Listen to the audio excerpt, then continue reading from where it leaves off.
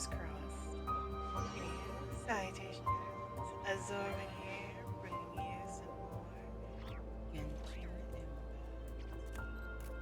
impact. It's been a while. It's been like a month, give or take. It's been a long time. Christmas has been one hell of a holiday. Mind you, I'm someone who starts Christmas shopping in August. Like, I give myself plenty of time. Christmas is one hell of a holiday. Hey, darling. I. Oh my gosh, I finally have time to catch up on. Is it even here anymore? Nocturne of the Far North. Mhm. Yeah, no, I haven't been able to do this. It's just been here. 10 days left. Jesus Christ. Yeah. Last time we did the Bing Bing Pinch Ball. Where is it? Who knows? I don't know. Do you? I don't. It's MIA. That happens sometimes, and I'm heartbroken every time it happens. Unfortunately, this time it's an event, so I can't even like replay it later. Anywho, that's beside the point.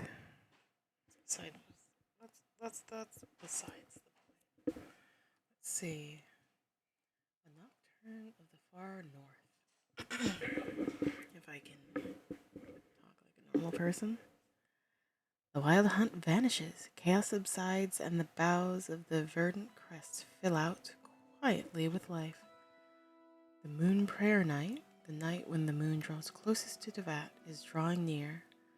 For a land and people long fractured, there is no better balm than a delightful night of celebration.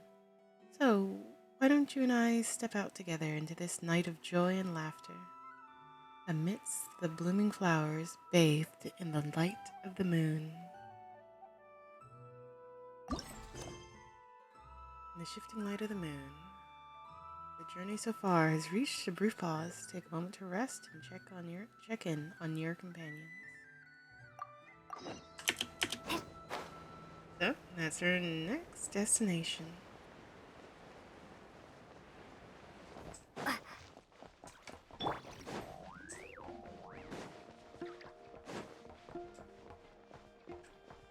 What's the hurry?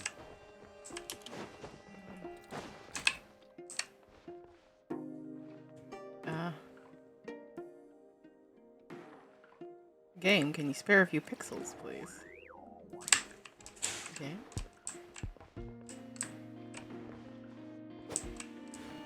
Can I just not? Oh, hell of a lag spike.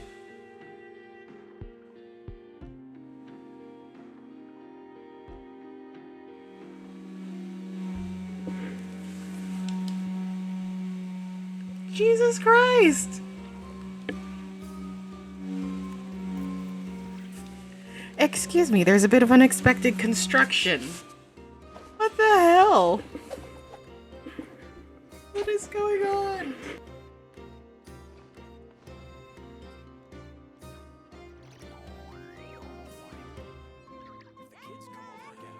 Fruits from every corner of Tibet, including rare Northland varieties you won't find anywhere else. Come, try some.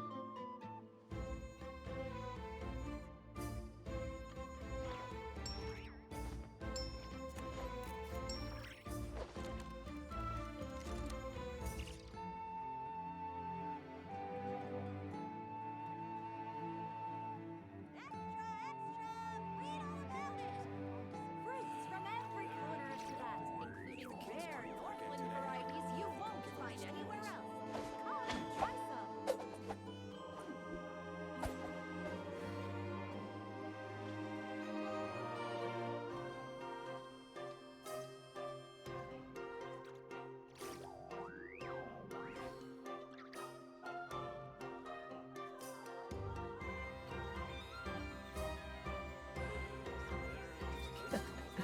Seems all the other knights already have their hands full. Fruits from every corner of Tibet, including rare Northland varieties you won't find anywhere else.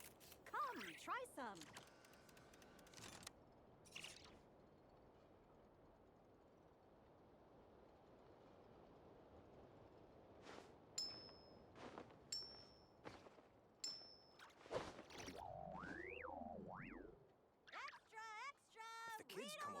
today. Promising. I think I'll give him these toys. Fruits from every corner of Tibet, including rare Northland varieties you won't find anywhere else.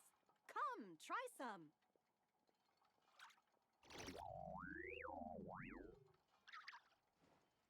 Come on, let's get moving.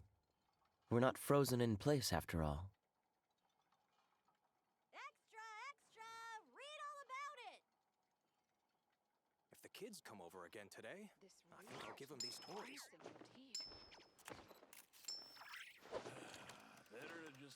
Fruits from every corner of Tibet, including rare Northland varieties you won't find anywhere else. Come, try some.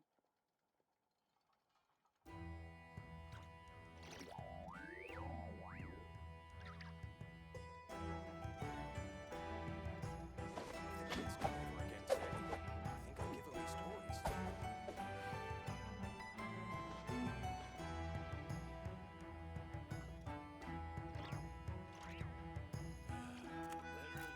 Fruits from every corner of Tibet, including rare Northland varieties you won't find anywhere else. Come, try some. Extra, extra! Read all about it! If the kids come over again today, I think I'll give them these toys.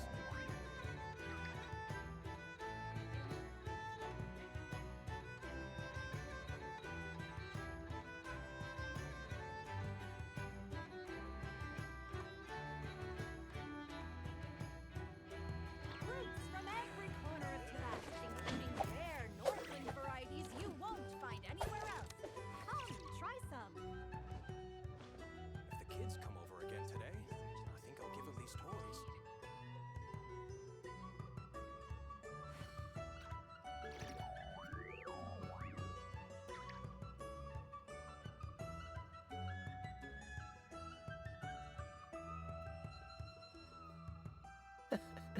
Seems all the other knights already have their hands full. Fruits from every corner of Tibet, including rare Northland varieties you won't find anywhere else. Come, try some.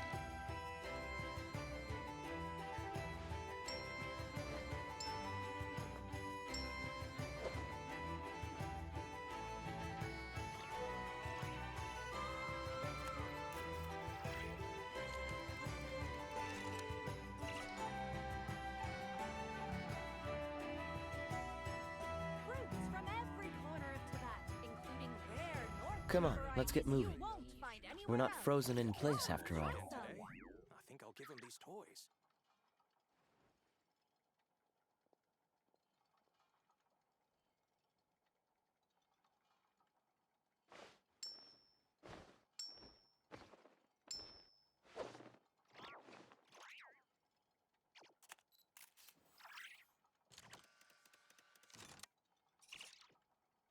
Extra, extra! Read all about it! If the kids come over again today, I think I'll give them these toys. Fruits from every corner of Tibet, including rare Northland varieties you won't find anywhere else. Come, try some.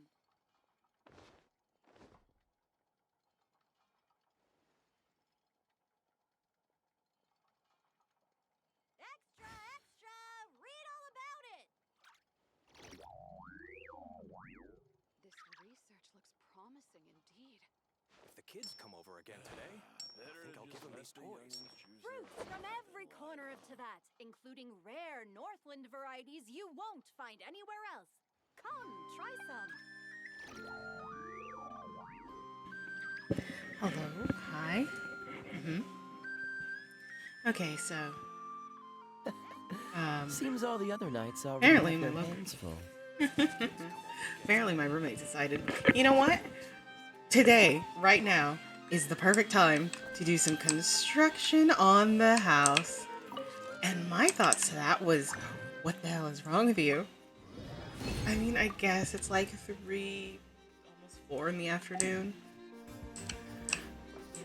But Jesus, it's like a little warning would have been nice.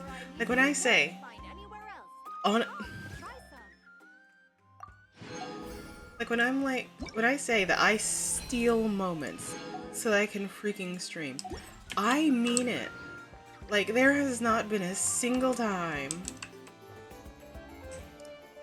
where like I could be where I've like completely available and nothing's gonna bother me. Literally, I've tried literally every time. This land holds nothing but promise for adventurers from all walks of life. My own personal Wouldn't you streaming agree? curse. Better get me some alpacas.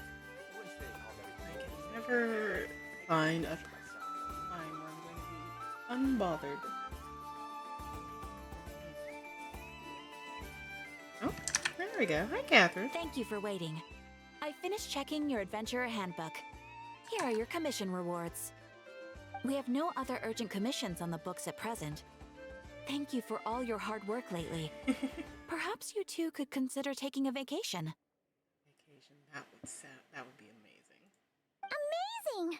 Paimon never thought we'd end up having downtime and not cry. Or ever, really. Things were pretty hectic when we first got here. Everywhere you looked, it was either the wild hunt causing chaos or the Vatui stirring up trouble. It felt like this whole region was one giant slime in a barrel, ready to go boom at any moment. We really have achieved a lot since we've been here, haven't we? Sure have. Things were looking pretty dicey, but in the end, we managed to turn it around. Whoa! Paimon just got deja vu!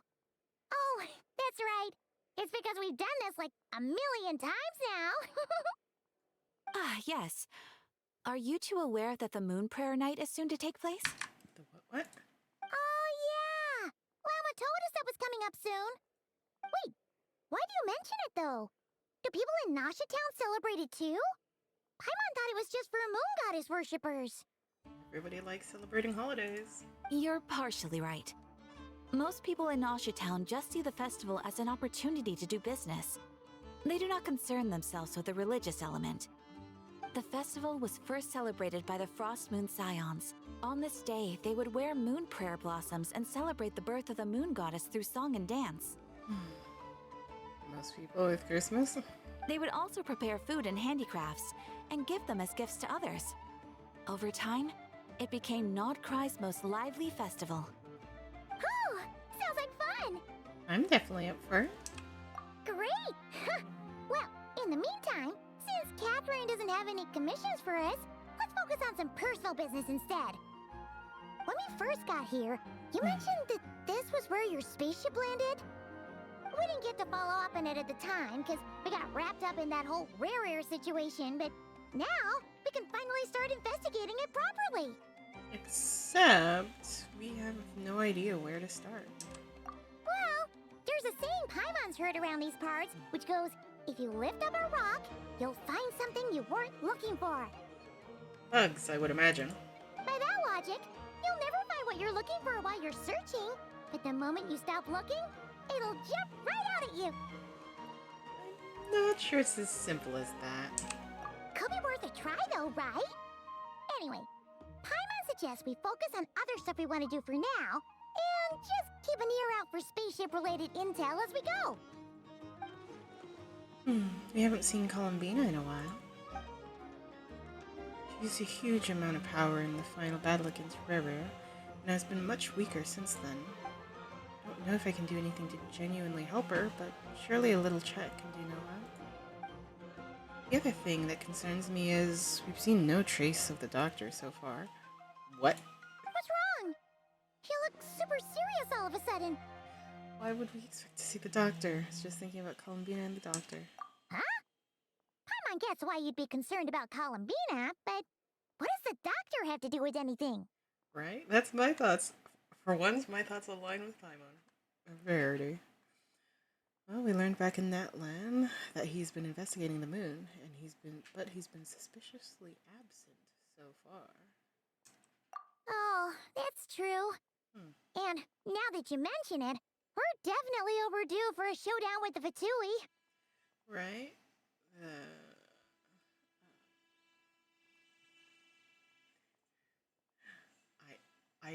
My headphones are amazing, but even I could still hear the construction. I imagine you guys can too. So unfortunately, I'll have to ask you to humor me.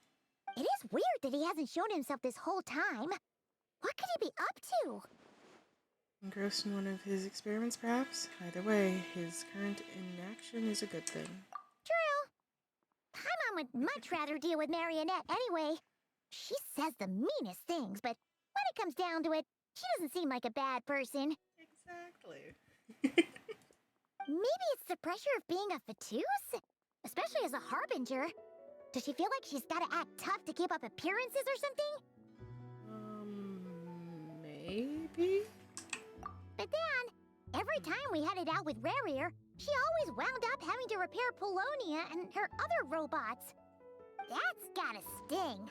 Losing face always hurts more for people who care a lot about their image. She's probably still furious about it. Paimon, I have a feeling she might have heard that. What? Relax, she's not even here. Huh? What's the matter? Oh, nothing. Sorry, we'll be on our way now. Where are we again? Oh yeah, Columbina? Right, yeah, let's go see Columbina. A nocturne of the far north. Let's go. You won't snitch on us, will you? I'm not entirely sure what you're talking about. But rest assured, I protect client and adventurer confidentiality as a matter of principle. Phew, that's a relief. Paimon does not want to get an earful from her. You know, that's not quite what I was hoping to talk to Catherine.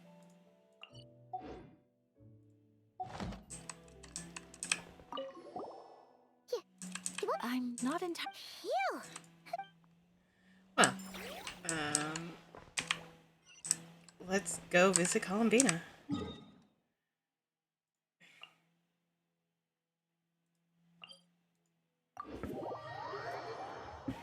And to visit our favorite moon goddess. Oh,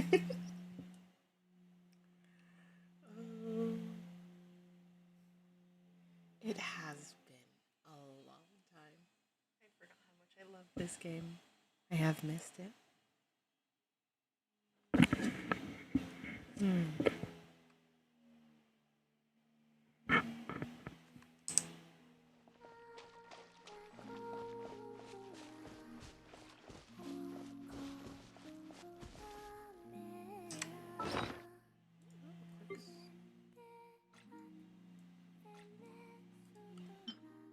Moonfall Silver, 93.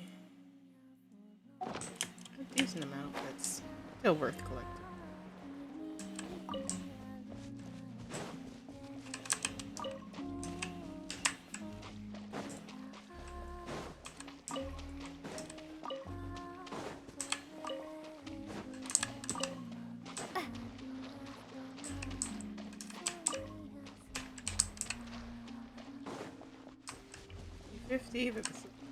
Yep, I was gonna say 50-50, this one's gonna take me in range. Gosh darn it.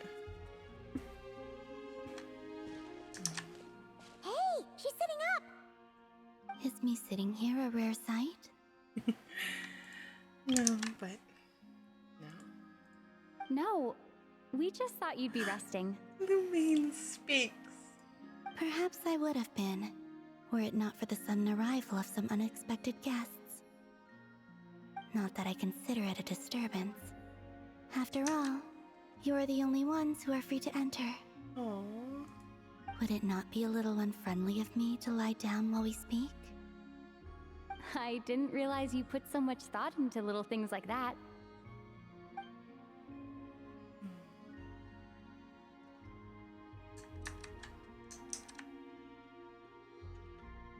Only sometimes.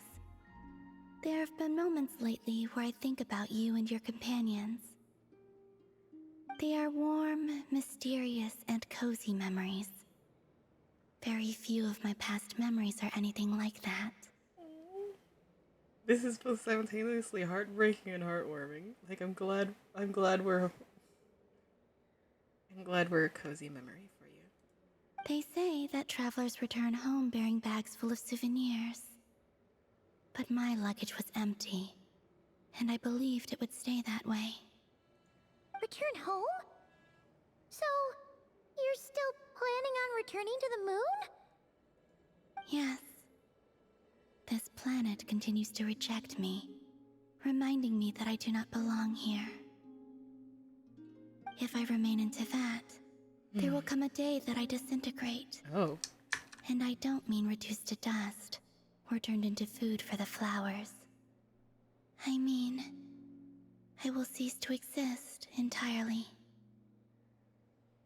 Alright then. Well, we're sure gonna miss you.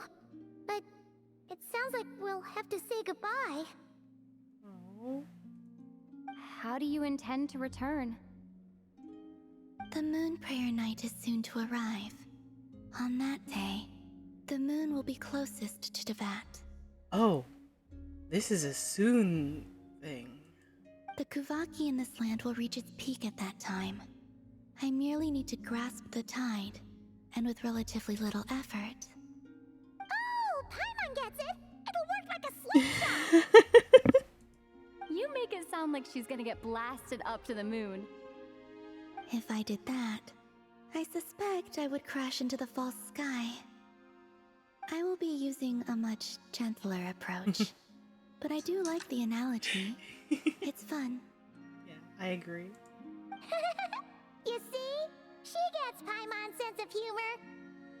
In the blink of an eye, the time has come to part ways. I suppose that happens with all friendships. It does feel that way, doesn't it? Time seems to fly fastest when you are enjoying it. I have always thought of myself as a wanderer on this earth, and it has never expressed any desire to keep me here. Yet, just as I plan to depart, it tugs at my arm. Is this a gesture of affection? Or is the world mocking me? Oh. Were you hoping I can answer that? Yes, you are a traveler, so you must have a lot of experience in this area. Then, what I would say is, enjoy the moment. That's right! Don't overthink it! Happiness is happiness and joy is joy! The point is to enjoy it, not analyze it! Don't borrow the sadness of tomorrow. I see. Then what I would say is, even though I am very tired right now, I am still happy. Aww. I can't tell from the tone of your voice. Oh, really? You don't think I sound happy? I'm just kidding. I could tell you were in a good mood today from the moment we saw you. Aww. Ah, a joke. Albeit not a funny one. Anyway, I assume you're here about you-know-what. Give me your hand. Actually, it's not that. There's something else we wanted to discuss with you. Oh, then do you still want to give me your hand? Or not? Sure.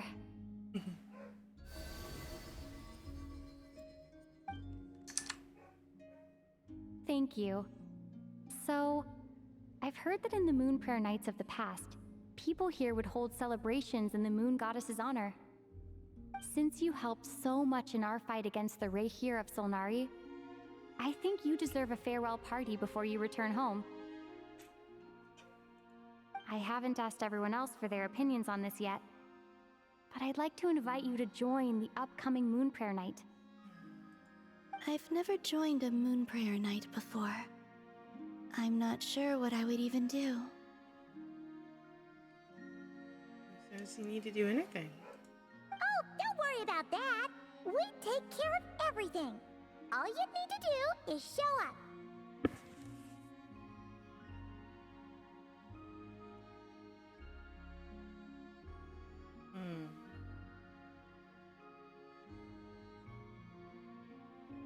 Every so often, I think I hear something and I have to like pause and take off my headphones. Do I actually hear it? Is that something that was actually, or is it just in my head? Of course, there's no need to force it if you're not feeling strong enough. It's just, this kind of felt like a golden opportunity. But they call me Kutar. and the Fatui have an arrest warrant out for me. I shouldn't appear in public right now. Maybe. Yeah, there will definitely be complications, but I'll make it work. You have my word. Yeah, we got your back. Well, she does. Paimon's actually not too sure what she's planning. All right, if you're sure. I will not refuse your invitation. I suppose it wouldn't hurt to pack a few more sights from this world into my suitcase before finally learning what my homeland looks like. I'm apparently not hearing things. I will be back. Enjoy the sight of Columbina. I'll be back again.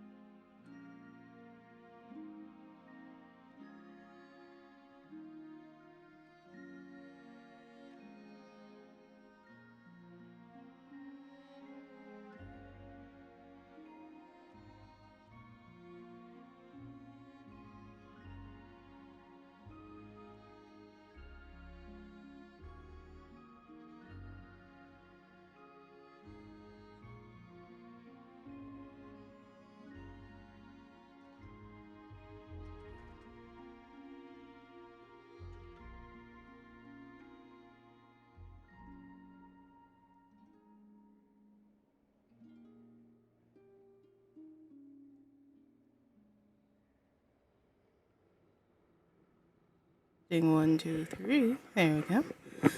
Alright, sorry that took me so long. Dog needed outside and he's very old.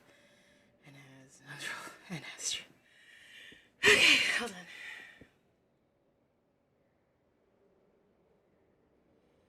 Okay, TLDR, too long, don't care to take. I had to carry my 100-pound German Shepherd, 100-plus pound German Shepherd, because he can't walk anymore. And he wanted outside. Oh, if you see Llama, please tell her that my answer to the question she asked me is neither yes nor no. Rather, it is. There is no need. That was kinda cryptic, but sure. Guess it's between the two of you. We'll pass along the message. Bye for now. Bye for now.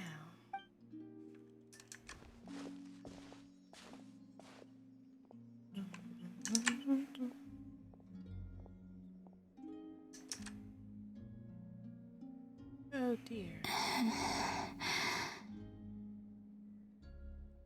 I forget. The blue's the good color. And also, I do not know.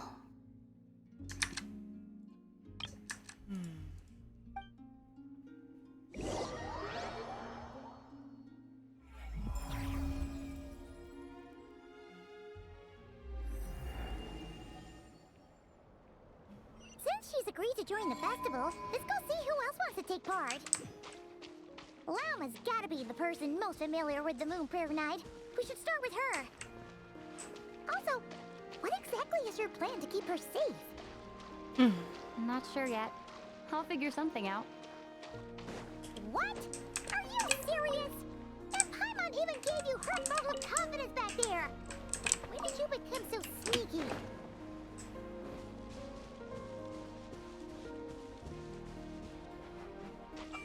You know, I feel like 90% of our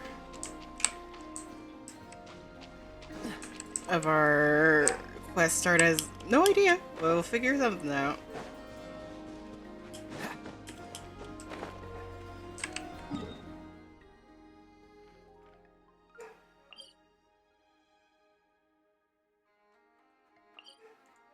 Oh, for Christ's sake. Screaming again.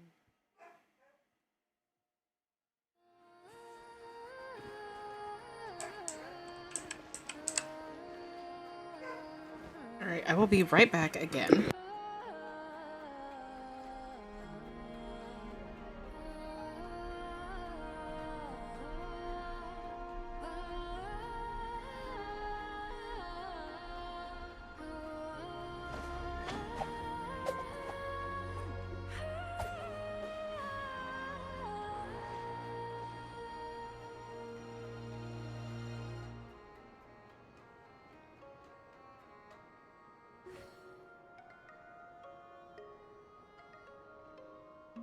Come on, let's get moving. We're not frozen in place after all.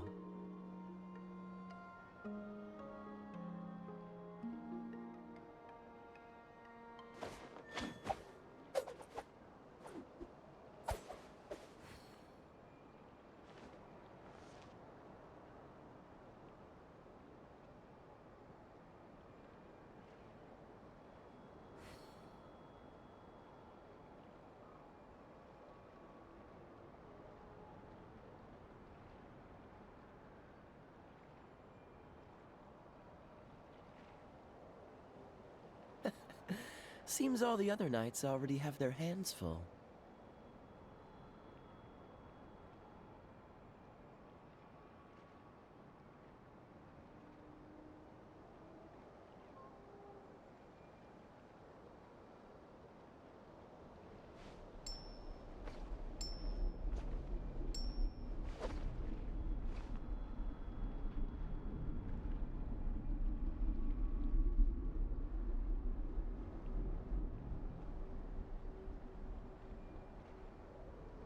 Come on, let's get moving.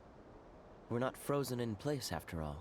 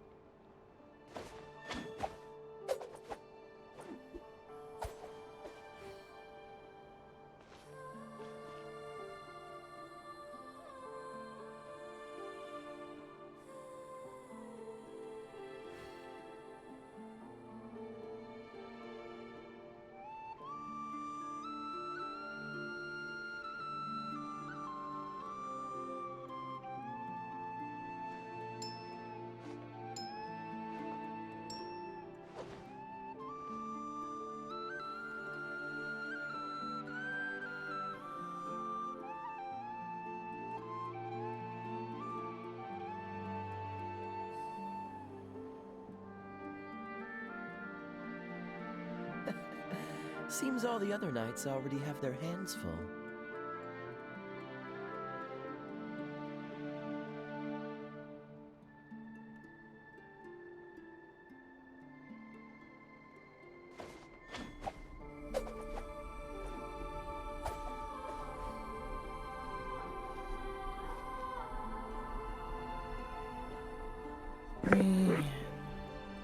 There we go. Alright. TLDR, I was reminded I'm the only one who will feed this dog, and everybody else is apparently too busy. Freeze! Ha.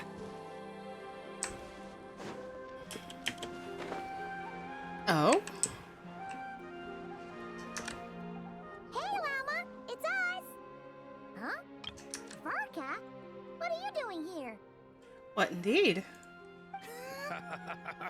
Beats me. I had a bit too much to drink last night, and when I woke up, I was on Heasy Island. He needs some scruff. Guys, why'd you rob us of Varka? But like, he doesn't even need like a full-grown beard. Just like, let him be rugged. Mr. Varka is helping to oversee Nasha Town's preparations for Moon Prayer Night. He is here to go over some details regarding the decorations and custom cloth designs. Right, yeah, that too. What do you mean, that too? So, preparations are already underway? Yes, celebrating this festival is a long-held tradition here in Nocturne. On this day, the crescent moon at the top branches of the verdant crest turns into a full moon, and the moon prayer blossoms bloom with a special radiance. Our people take these to be blessed omens. It's an especially welcome event coming off the back of all that nasty business with Rare.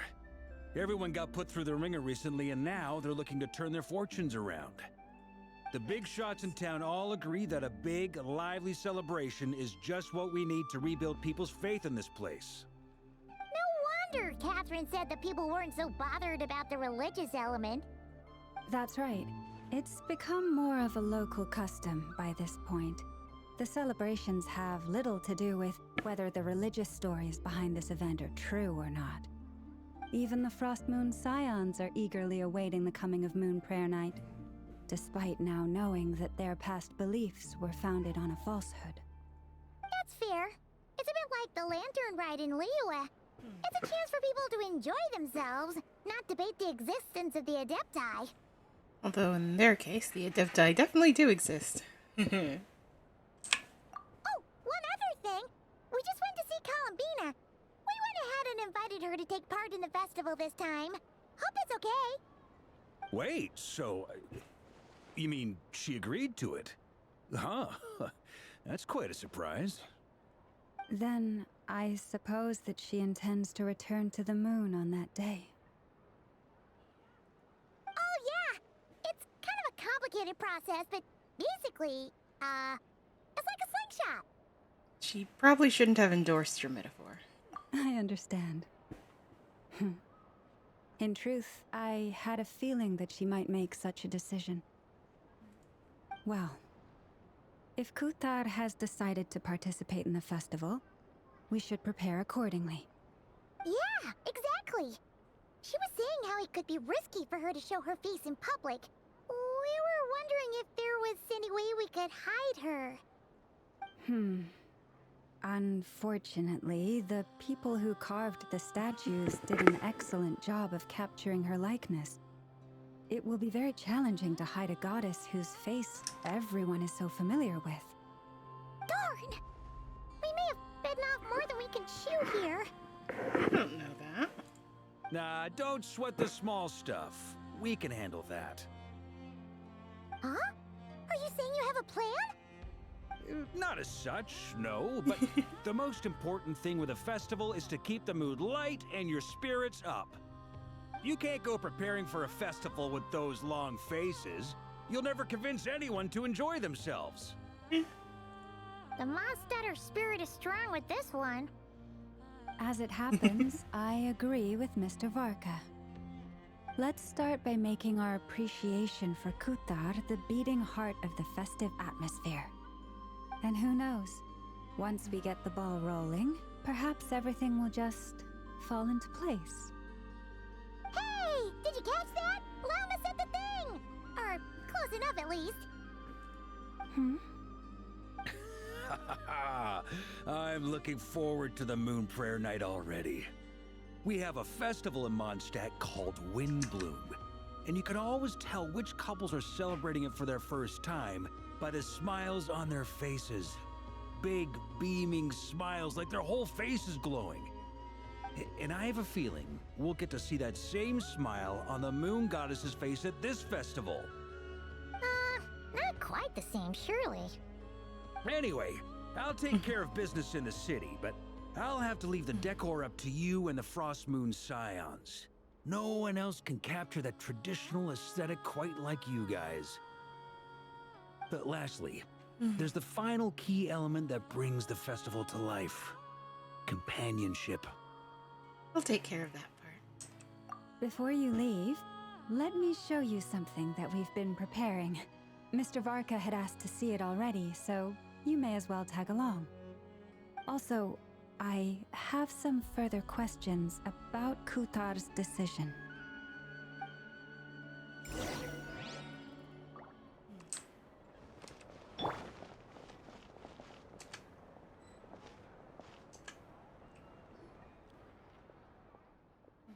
Doesn't seem to be this one either.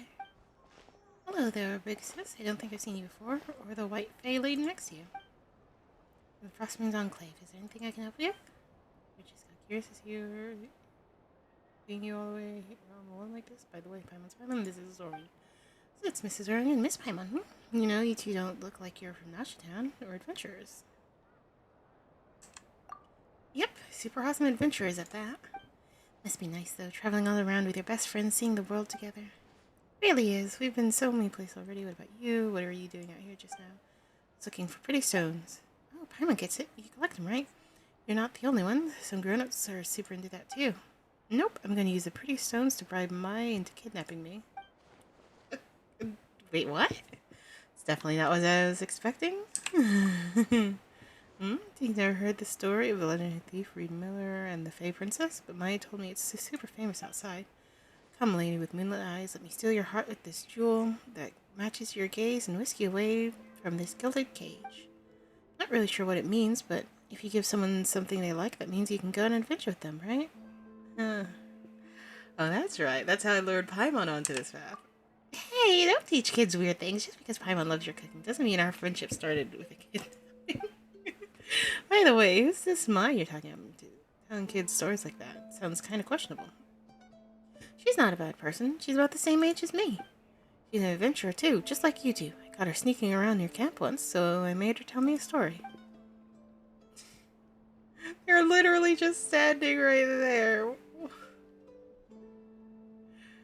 For some reason, you think you're some very cult of weirdos who sacrifice kidnapped girls to the moon goddess. She tried to act all calm while begging me not to kill her. What kind of weird misunderstanding is that? Right? I have no idea where she even heard something like that. It's so strange, but since it sounded kind of funny, I didn't bother correcting her. That's exactly why you should have corrected her. Anyway, in exchange, she promised to be my best friend and told me lots of tales about the outside world. Mom and Dad never let me read stories from the outside world, saying only non-believers would like such worthless things. But my stories were really interesting. Like the fisherman who fell in love with a fae, the thief who died 3 times escaped from the lady of the underworld thrice, and the changeling who longed to become human. I am very curious of these stories.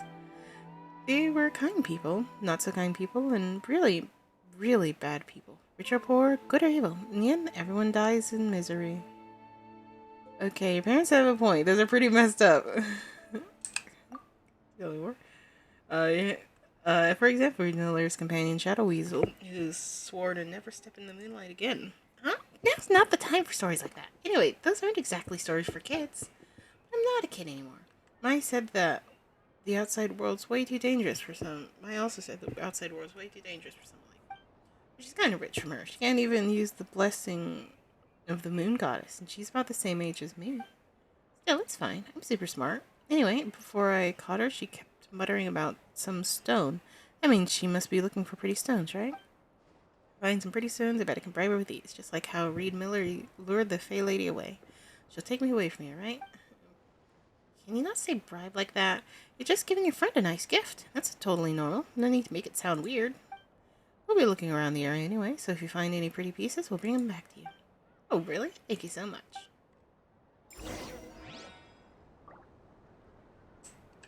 I will not be finding pretty stones nearby.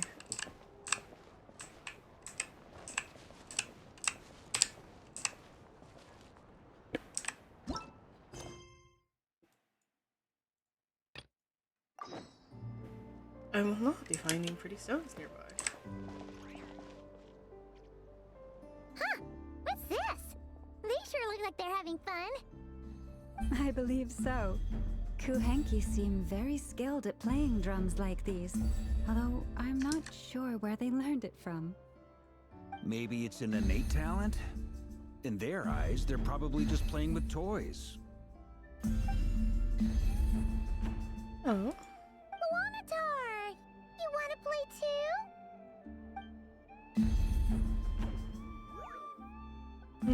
Guess not. The Kuhankis are so adorable. Yeah. She looks more confused than anything. Maybe we can teach her next time if we get the chance.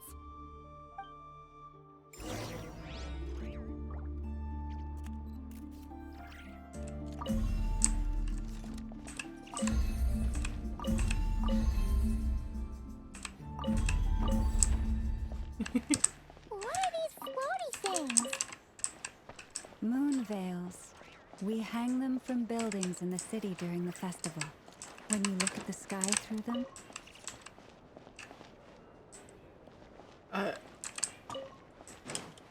You're gonna...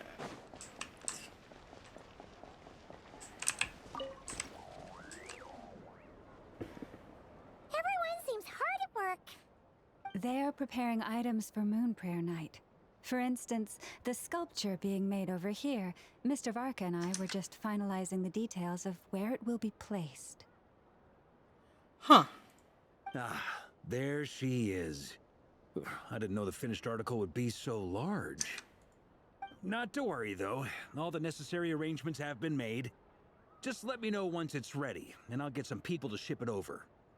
You have my thanks. And over here, we are preparing a very traditional confection. Oh, look at all these colors! It looks great! Can Paimon try one? Of course. I have a feeling you'll like it a lot. You bet! Sweets and treats are Paimon's favorite! If you included those in the Feast of the Moon, I bet Paimon would have joined the Frost Moon Scions by now. There will also be verdant crests like this present in Nasha Town during the festival.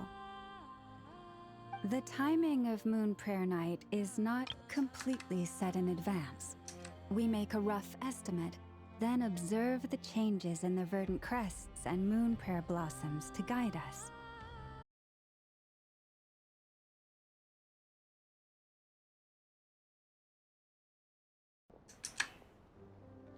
Let's talk here.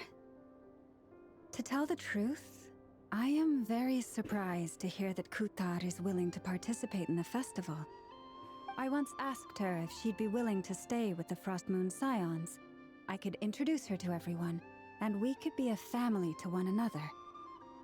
She did not answer, but she has not appeared here since.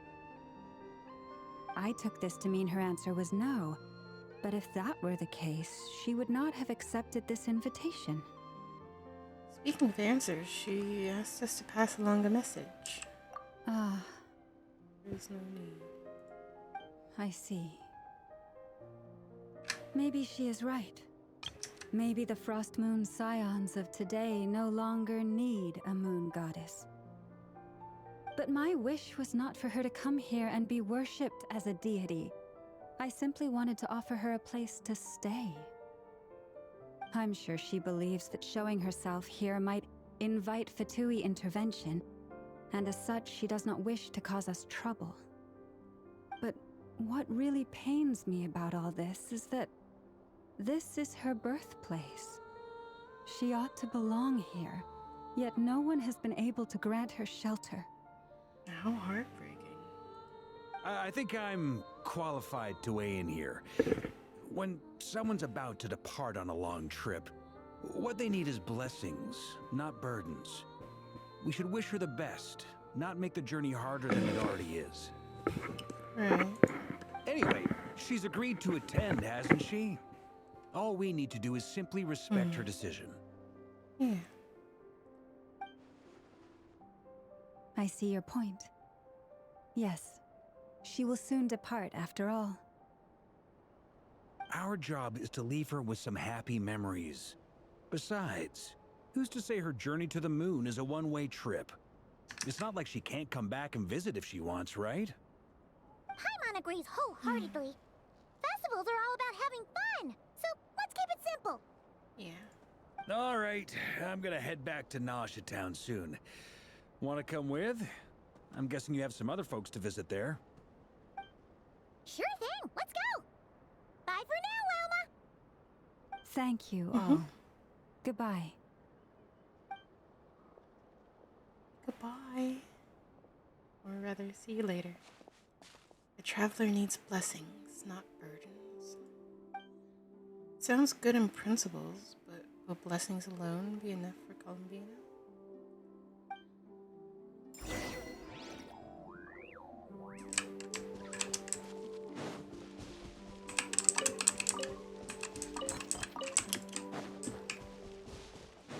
Next destination, Nasha Town.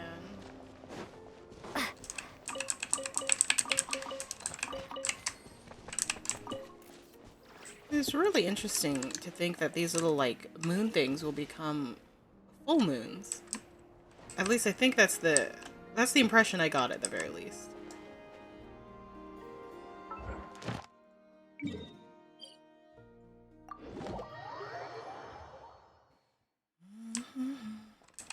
Add Astra. And Astra Abyssals. Thank you for. Add Astra.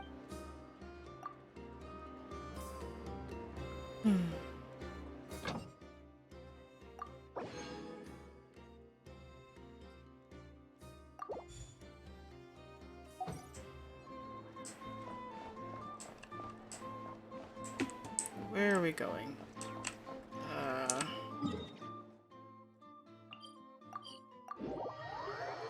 Might as well. No reason not to.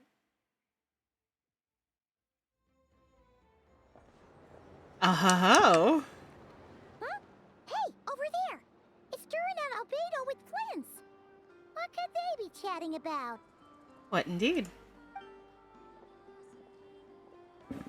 Your guess is as good as mine. Ah, Grand Master, and the Traveler and Paimon. Hello there. It's been a while. Perfect. We have some new volunteers for our investigation. Sorry, what investigation? Wait, let me guess. The righteous Lightkeepers are finally ready to hunt down the Abyssal Dragon? Yes, that too. Yeah, right! Oh, wait! Why does everyone keep saying that too? Well, to be precise, the facts match, but not the causality. Wait, so I guessed right? Half right! Don't act so impressed with yourself. Maybe I can explain.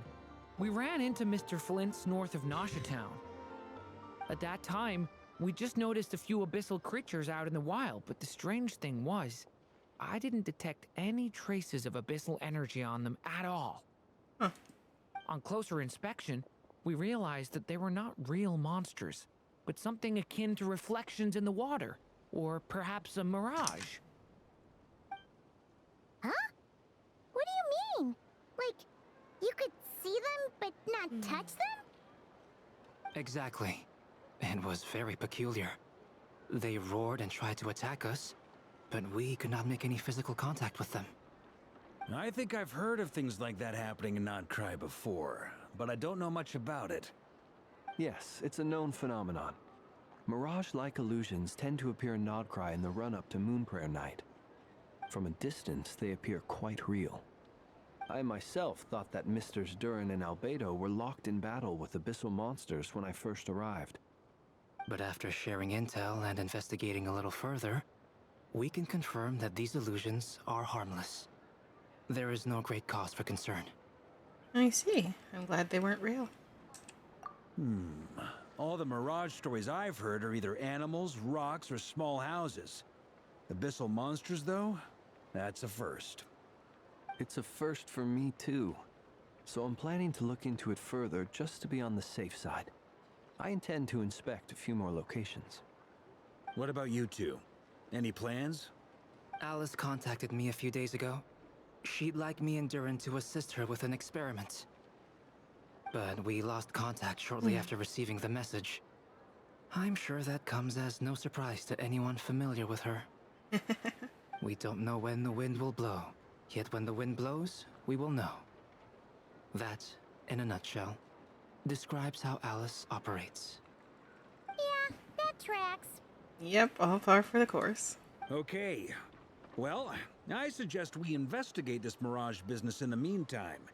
It's piqued my curiosity, and I'm pretty sure I know someone who will already be 10 steps ahead of us. Well said. Right? Whatever's happening in Nocturne, she always seems to be the first one to know. Ah, Let's go see what she knows. We can invite her and her staff to the festival while we're at it. Yeah. We can invite all of our friends. Now let's go.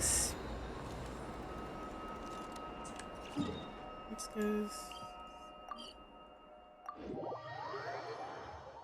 It's like this is technically the closest teleport marker, but it's so high up.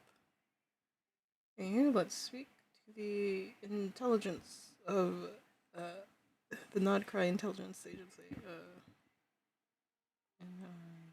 NIA.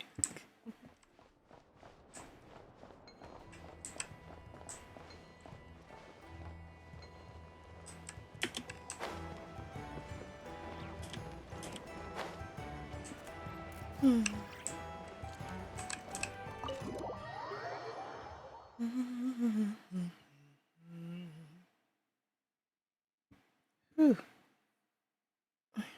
Craziest headache.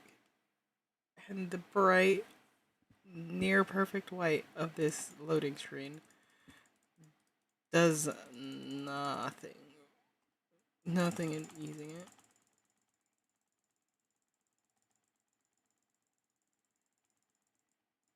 it. Loading, taking its sweet time, because why the hell not? But at the very least, I know it's loading.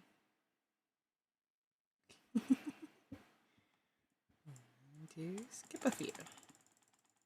Meeny, miny, moe, catch a tiger by the toe, follow one go.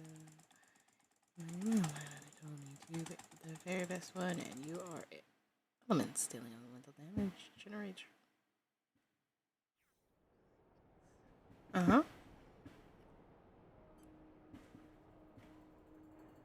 You're right, I have noticed.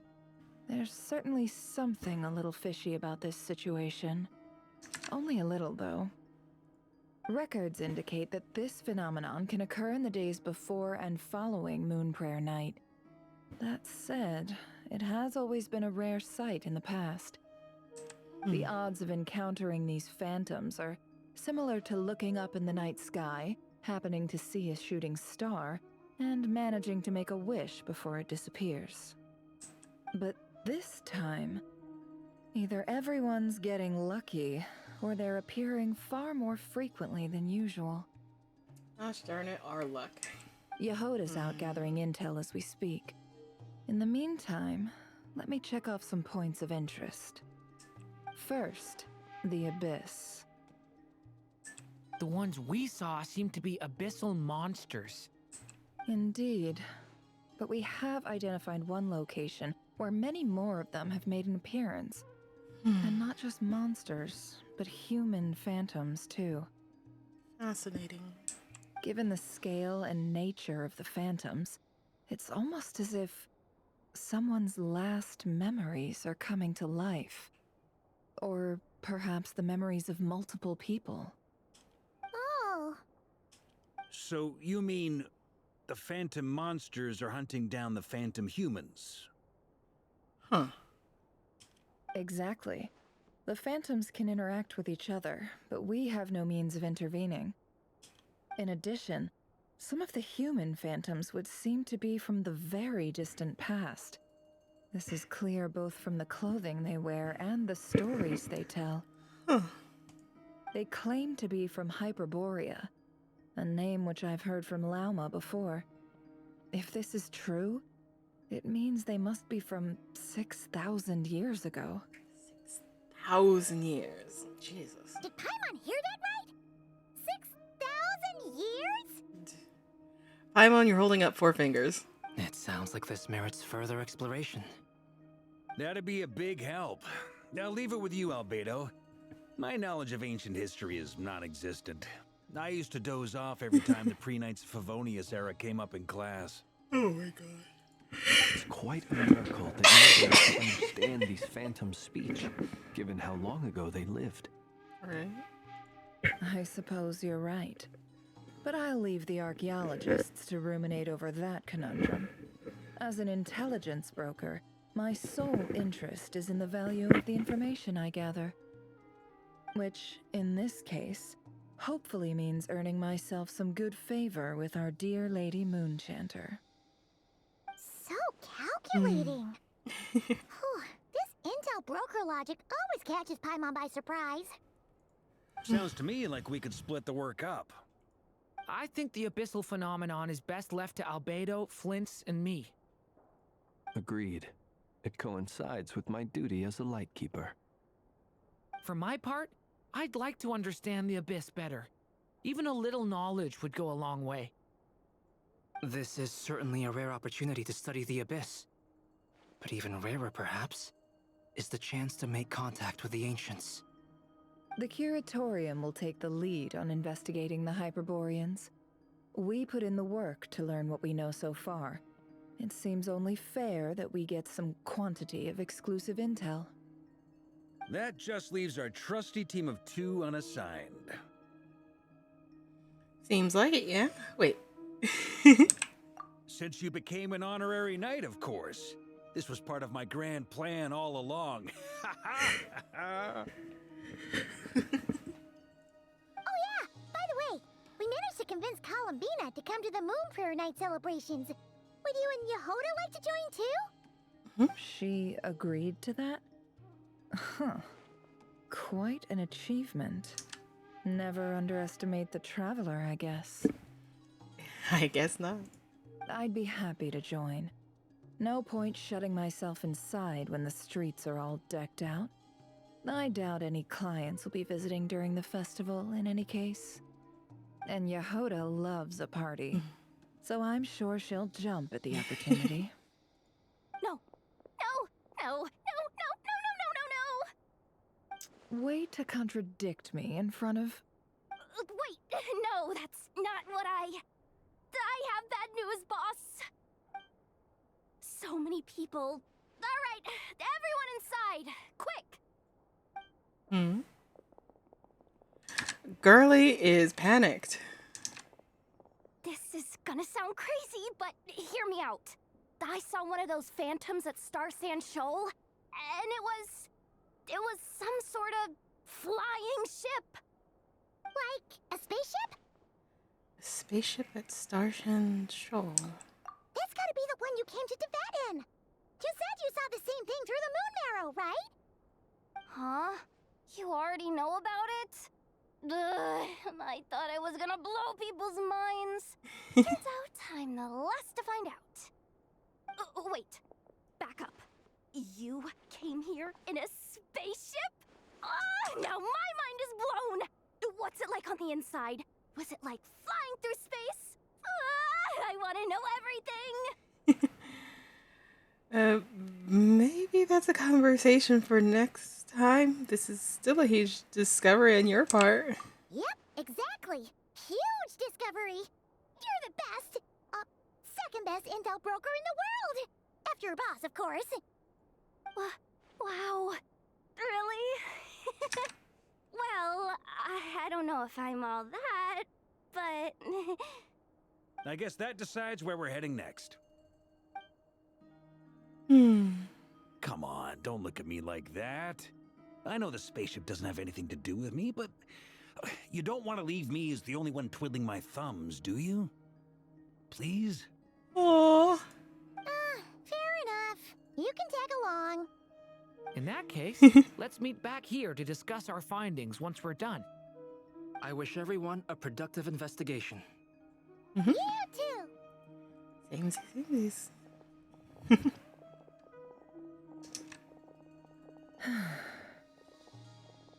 What's up, boss? Aren't we gonna head out? Tell me, Yehoda, when did the curatorium start giving out intel for free? Oh, sorry, boss.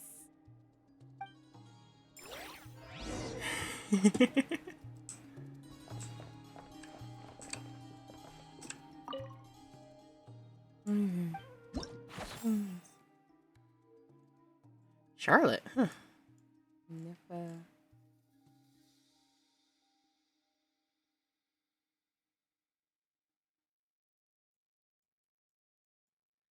Huh.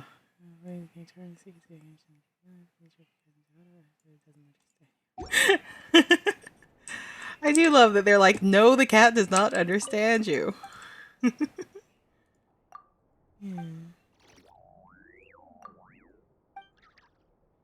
If you don't mind. I think a cat might. I think a cat might help. Was maybe expecting. I think a cat might. Goodness. Yes, thinking a cat might help. Would indeed be a bit much. Yeah, no reason to dilly-dally any longer. We are just going from location to location to location. Hitting all the best spots.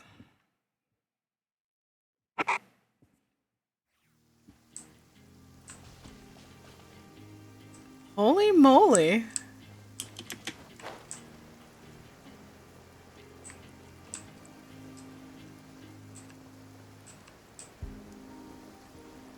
Oh, wow. You can see its reflection and everything. There's ghosts of people. A lot of ghosts of people.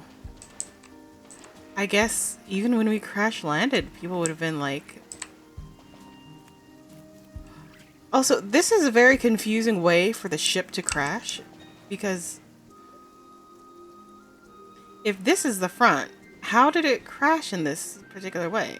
Wow, what do you know? Yehoda was right on the money. This Phantom really is your spaceship. But that's so weird. Why would it show up here? Is it some kind of projection? Or a ghost? Like, maybe it no longer exists. But somehow it left an after image? I'm not sure either. Ah, you're already here. Miss Lauma, what a surprise. I thought you were busy with festival preparations. I was, until one of our people informed me that a strange sight had appeared at Star Sand Shoal. No one's ever seen something quite like this before. I thought I should see it for myself. Same here. Oh, so we heard that these things appear around the festival period. Any idea why that is? Unfortunately not. We have very limited information about them, since they can't be interacted with. And no human phantoms have ever made an appearance before now. The most we've been able to deduce is that these sightings appear to be connected to the increase in Kuvaki energy around this time. Let's look around and see what we can find out. Yeah, seems like that's all we can do. This is all so confusing. Allow me to lend you a hand.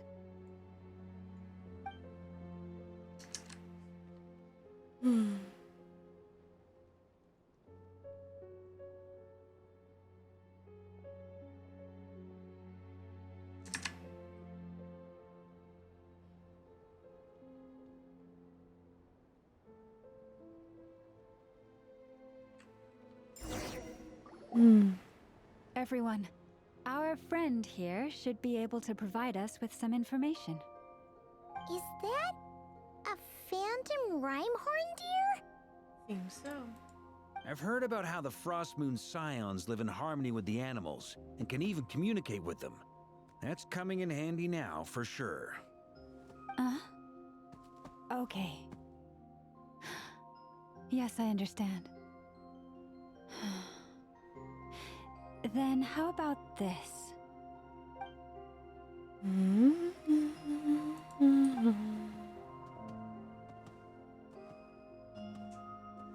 Oh, it's leaving. It appears to share our curiosity about this giant spaceship, so I asked it if it wouldn't mind investigating along with some friends. In return, I told it about some nearby spots where the wild fruit grows abundantly. We may live in a different era from these phantoms, but I trust that the terrain, climate, and ecology here are more resistant to the effects of time than some things are. Let's give them a moment and hope for the best. Two female monks who and her dear companions return happily. All back together? Must have been a lot of fruit. Indeed. Now let me ask them some questions.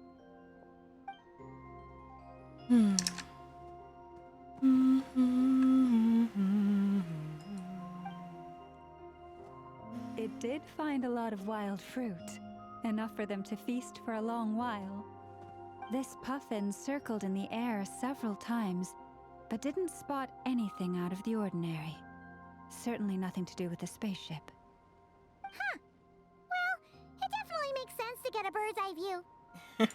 Indeed. Other than that, I was also thinking that the world these phantoms see is also different from ours. Ah. Oh, I get what you mean. The wild fruit exist in both times and spaces, but there might also be things that only exist in that space-time, which we can't see. We don't see their whole world, we only see small fragments. Good point. Great thinking, Llama. Blunthorn rhinos can use kuvaki to shift great rocks, but this one says it couldn't get that ship to budge by even an inch. The sniffer mole tried too, but despite being a skilled digger, it could not get through. They say that the spaceship looks robust and undamaged. It seems completely impervious to any and all attacks. Whatever lies within is well defended from harm. Just like us humans, there was nothing they could do about this spaceship either. Yes, still, they deserve our thanks. We are grateful for all your efforts, dear friends. Now go, and enjoy your feast. I've noticed some other human phantoms gathered nearby. Come on, let's go talk to them. I wonder what we look like to them. Those illusions and those people. It's all a little creepy, don't you think? Nah, all part of the festive atmosphere. She is my spirit animal.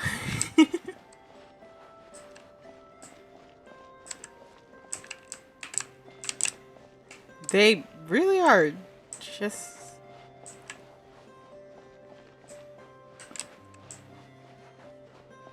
Huh.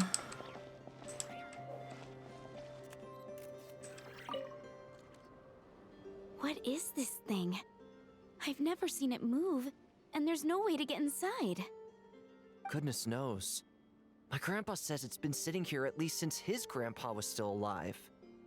What about his grandpa? Did he say anything to your grandpa's grandpa about it? Huh?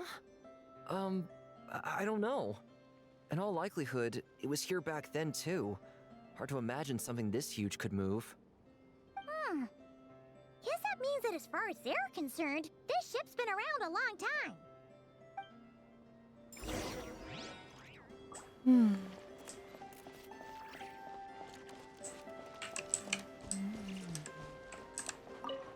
Have you ever seen anything like this?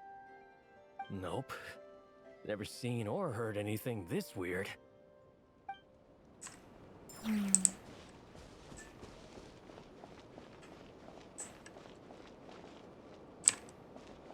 Very fascinating. Come on, brothers. If we can get even a small chunk off of this thing, it's gotta be worth a fortune. Today is the day we strike it rich. Huh? You mean Paimon? Yes, brother, I shall join you. Let's make our fortune. We should go with them. What the? This thing is crazy tough. I can't even scratch it. What's it made of? Sorry, brother. Looks like we'll have to seek our fortunes elsewhere.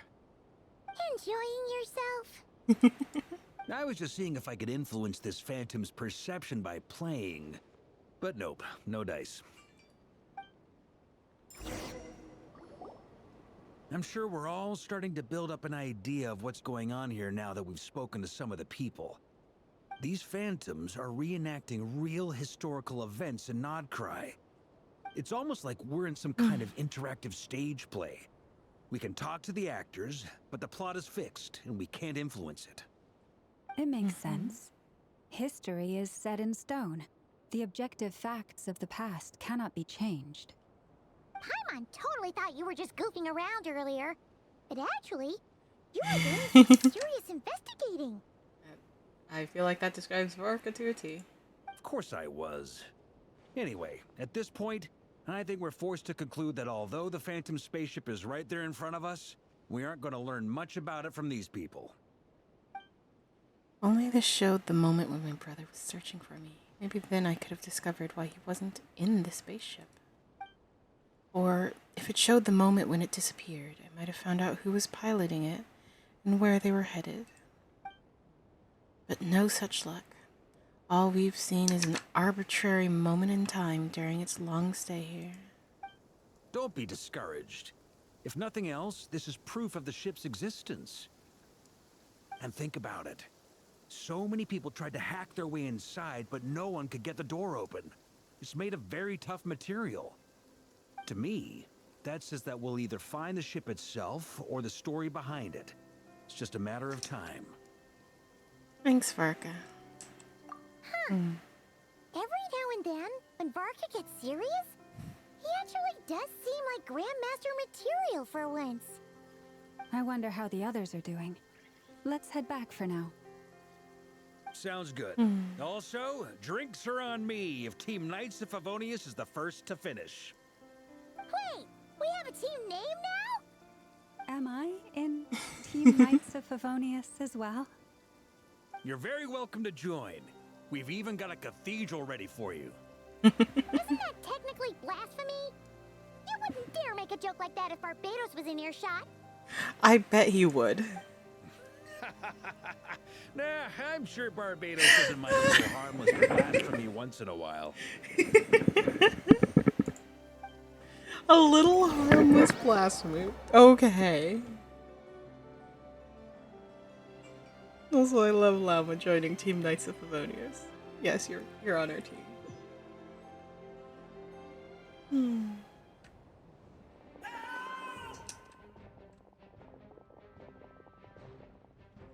Oh, no! Get away! Hmm? Oh.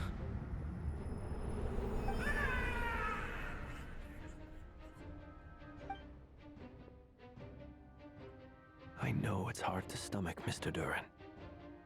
But as I'm sure you've noticed, there is nothing we can do to intervene in that which unfolds before us. But we have to at least try. And try you have. But are you aware of how many unsuccessful attempts you've made now? I wasn't keeping count. I'm afraid this is the 39th failure so far. Or the 5th if we're only counting this particular victim. Oh! There are no indications that these phantoms may be altered in any way. You seem to have calmed down a little. I'll make us a fire. You should rest and have some water. Feeling any better now, Mr. Duran? May I ask a few questions? Be my guest. What exactly are we witnessing here? What happened to those people? My guess would be that we are seeing Nodcry during the Conrian Cataclysm. Would that be accurate? Conria. That is correct. As you know, once the Abyss senses even the tiniest crack, it floods in and spreads like wildfire. There was a time in the distant past when it permeated all of Nodcry, causing immeasurable harm. The people paid a terrible price to heal this land. Then, 500 years ago, the whole of Tevat suffered an abyssal disaster. Once more, Nodcry was dealt a devastating blow. Oof. I see.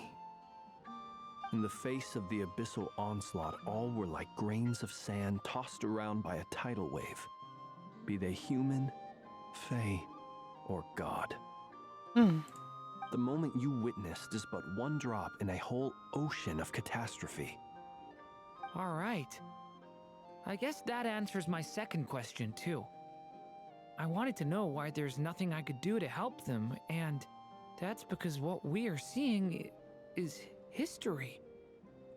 That would be my guess as well. As I understand it, history and fate are not all that dissimilar. The latter may be unseen to us, but both are immutable. Yes. Fate was determined long, long ago. I still have a couple of other questions for you, Mr. Flint's. You mentioned more than one abyssal disaster that has struck this land in the past. How can you be sure that what we're seeing is from the Conrian incident? And also, how are you able to stay so calm when you're talking about these events? From everything I know about you, you're not cold or ruthless, and you're not indifferent to the suffering of others. Alas, I am forced to show my age. I must be 600 or 700 years old by human measure. Wait, so you... One is not easily moved by history when one has witnessed the truth firsthand. I'm sorry. You needn't apologize. Your passion is a good thing to have. Treasure it, because someday you may find it in terribly short supply. Now, at the risk of offending you, I have a question in return. Your curiosity toward the Abyss, is it born from hatred or because you sense its call? I only ask because I kept a fragment of Rarir's body in my lantern for a short time. Specifically, his heart. So I know what a burden it can be to carry the Abyss with you. And I hear its power growling from somewhere within you. In my eyes, your mere existence is a miracle. My honest answer is... I don't know. I don't think I have the confidence to say for certain. What I will say is the Abyss is not the only issue that haunts me. Even before I became who I am today, the question dogged come me back. constantly. I forgot. Should I even exist at all?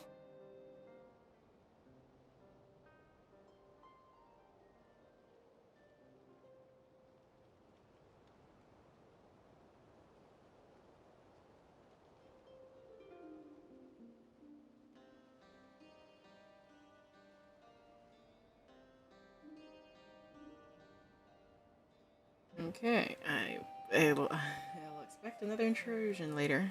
My doubts remain unresolved. But when we fought Rarir, something became a little clearer to me.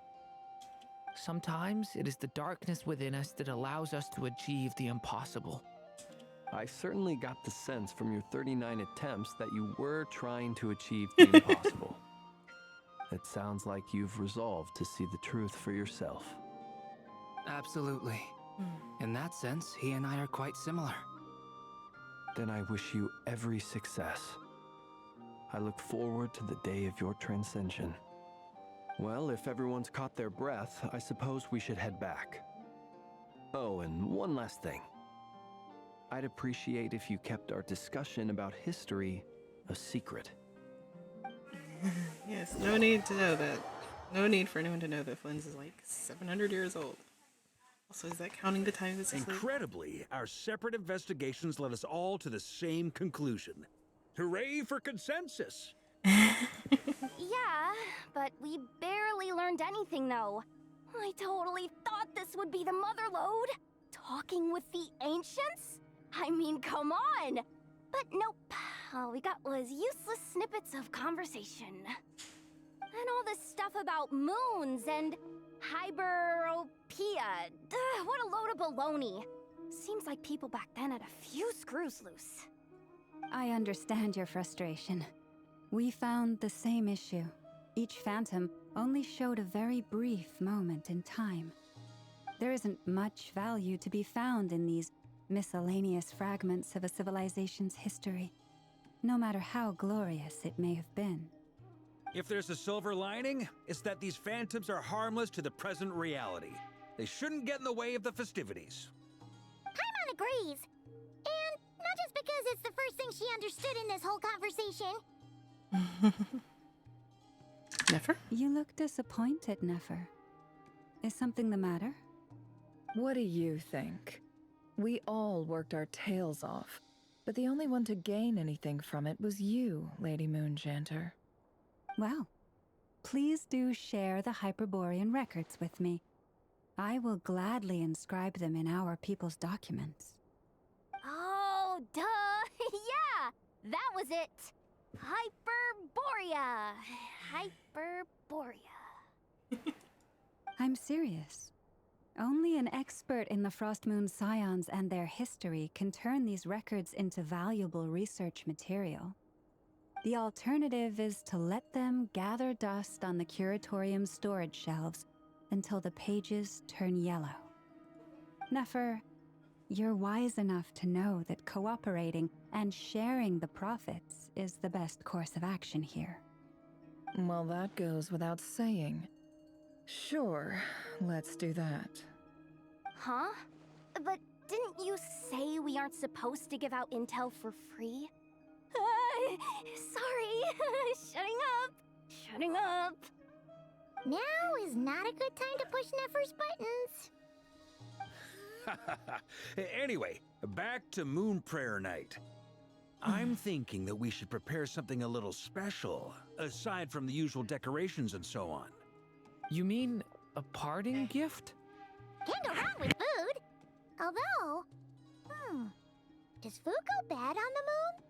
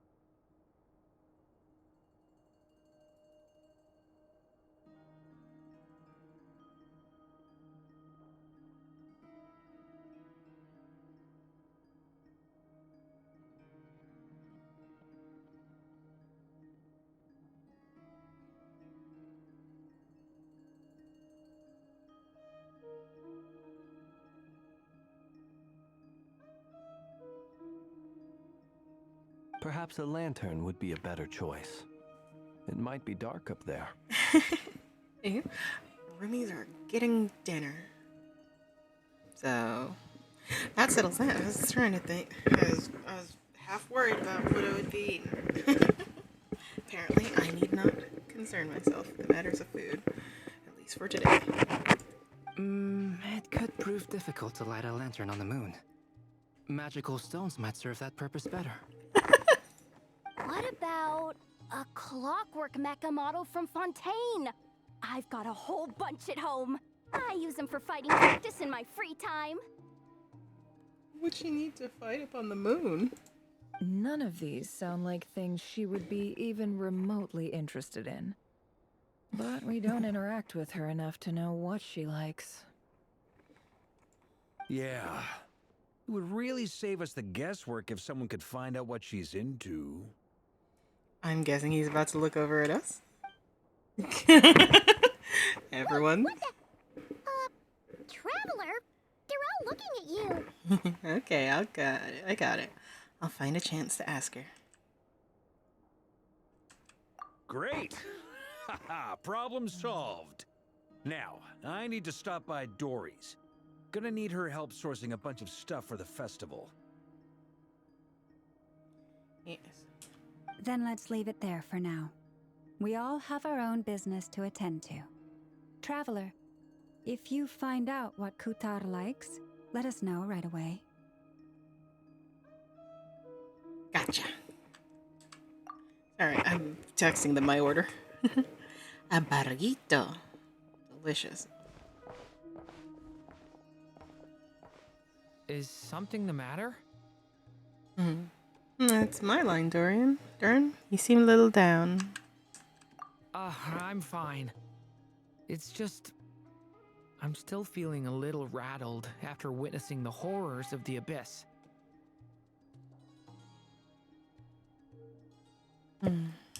But it's okay.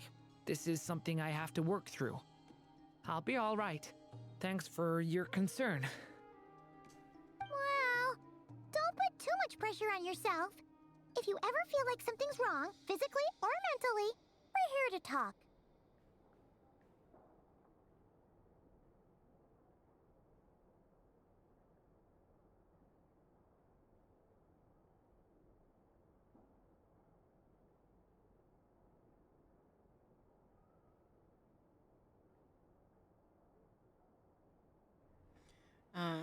Oh right. Don't forget, I'm a member of the Knights of Favonius. You can always rely on me. Come on. Stop treating me like a kid.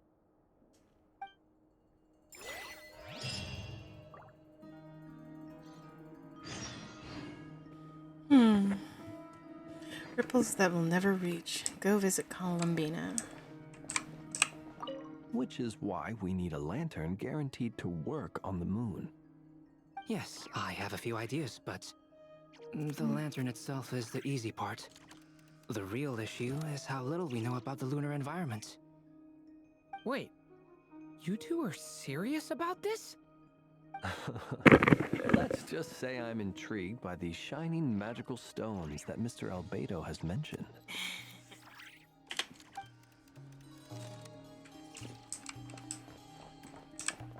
Could you do me a solid and try to smooth things over with Boss Neff? Talking to the cats. Miss Lauma, would you accompany me into town? I think it'd be best if you saw the Frost Moon Scion's decorations for yourself. Very well. Let's go. Oh my gosh. I can hear the dog barking. People are leaving. He's like, why are you leaving without me? You should get going. It's important that we ascertain what Kutar likes.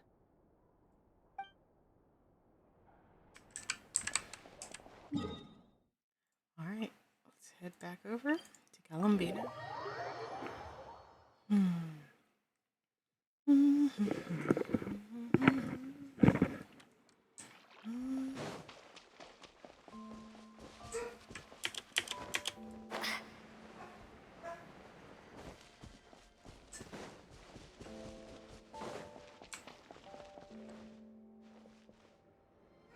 Columbina, we're back! Huh? She's not here. I can't sense her presence at all. Alright, I'll be right back.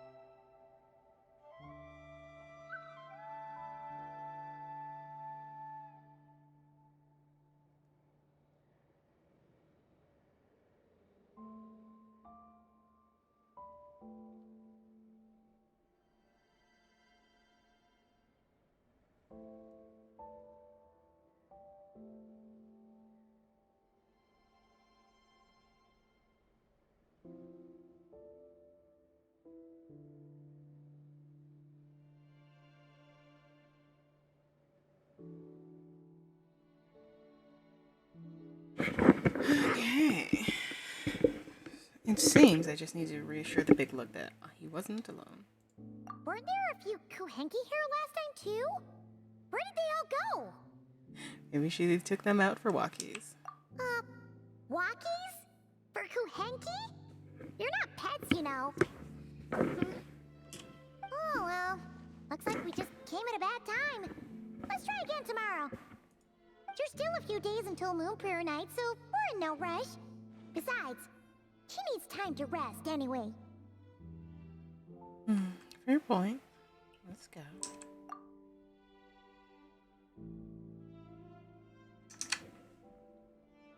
Kalamina! Are you back yet? Oh, how strange. Looks like she still isn't here. It's a bit odd. Right? It's not like her to spend so much time outside. Especially since she's worried about attracting unwanted attention. By the looks of it, she hasn't been back all day. What about Luonatar? Luonatar, you there? There you are. Hey! Do you know where Kalambina went? Hmm? Sorry, didn't understand.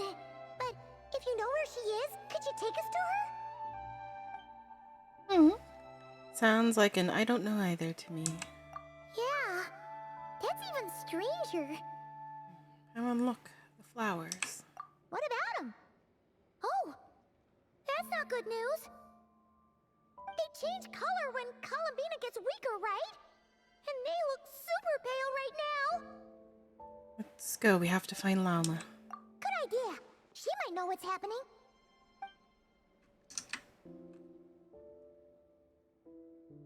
Llama! Ah, it's you. How is Kutar? Is she okay? She's missing. Has she visited the Frostmoon Scions? No, she hasn't. I came here to check on her after I noticed the flowers had changed color. Based on past precedent, she must be very weak right now. Even getting up to walk would be a struggle. It seems unlikely that she wandered off outside. Not to mention that she doesn't do that at the best of times either. So yeah, this is super weird. Has anyone approached Silvermoon Hall lately? No. Very few people are in the know about Kutar's whereabouts.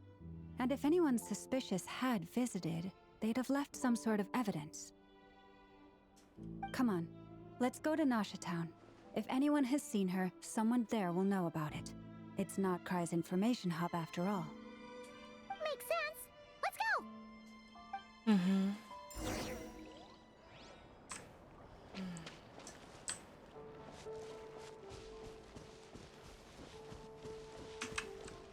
Off to Nasha Town.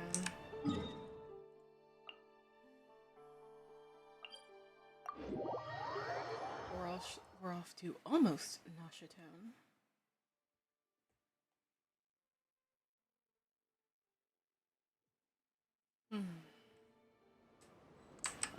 Yes, I know there's a bunch of world quests. No, I haven't had time to do anything about them.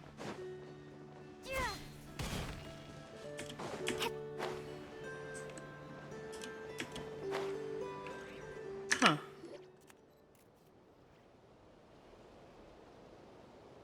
Wait a moment. Is it just Paimon, or is this stall kind of suspicious? It's never been here before, right? No, I don't recognize it. Alas, your free and easy adventure time is over. Now, prepare to face the final boss of Nod Cry. Whoa! Where'd that voice come from? Not sure, but it's definitely hostile. No, not that way. The final boss is right here. A talking gopher. The Sniffer Mole? That's the final boss? Surely not. Also, That voice is a little familiar. Okay, the jig is up. I'll stop teasing you. Turn around. I'm right behind you. It seems I've managed to leave quite an indelible impression. Alice! Even though you've never seen my face. Oh, nothing could make a great mage more pleased with herself. She just bringing Alice! Great Adventure of the Realms, Dodo King, Defender of Old Mondstadt, etc. But most importantly, mother of the most adorable Klee. I didn't know Alice! It's Alice! Oh my god!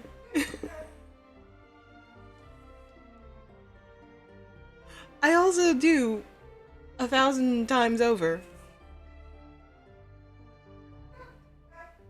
And the dog screaming again.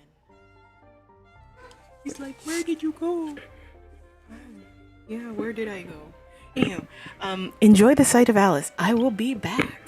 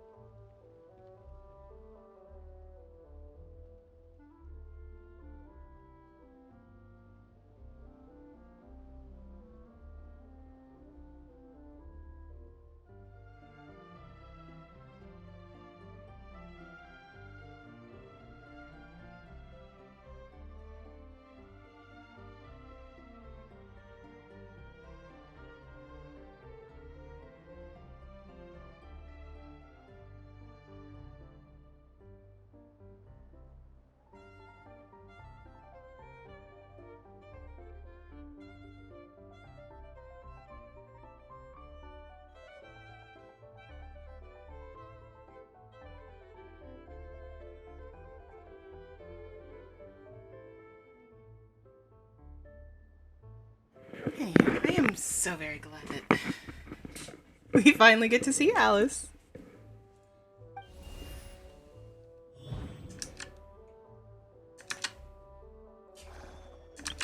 I do like that she was also just posing for the camera. What is going on?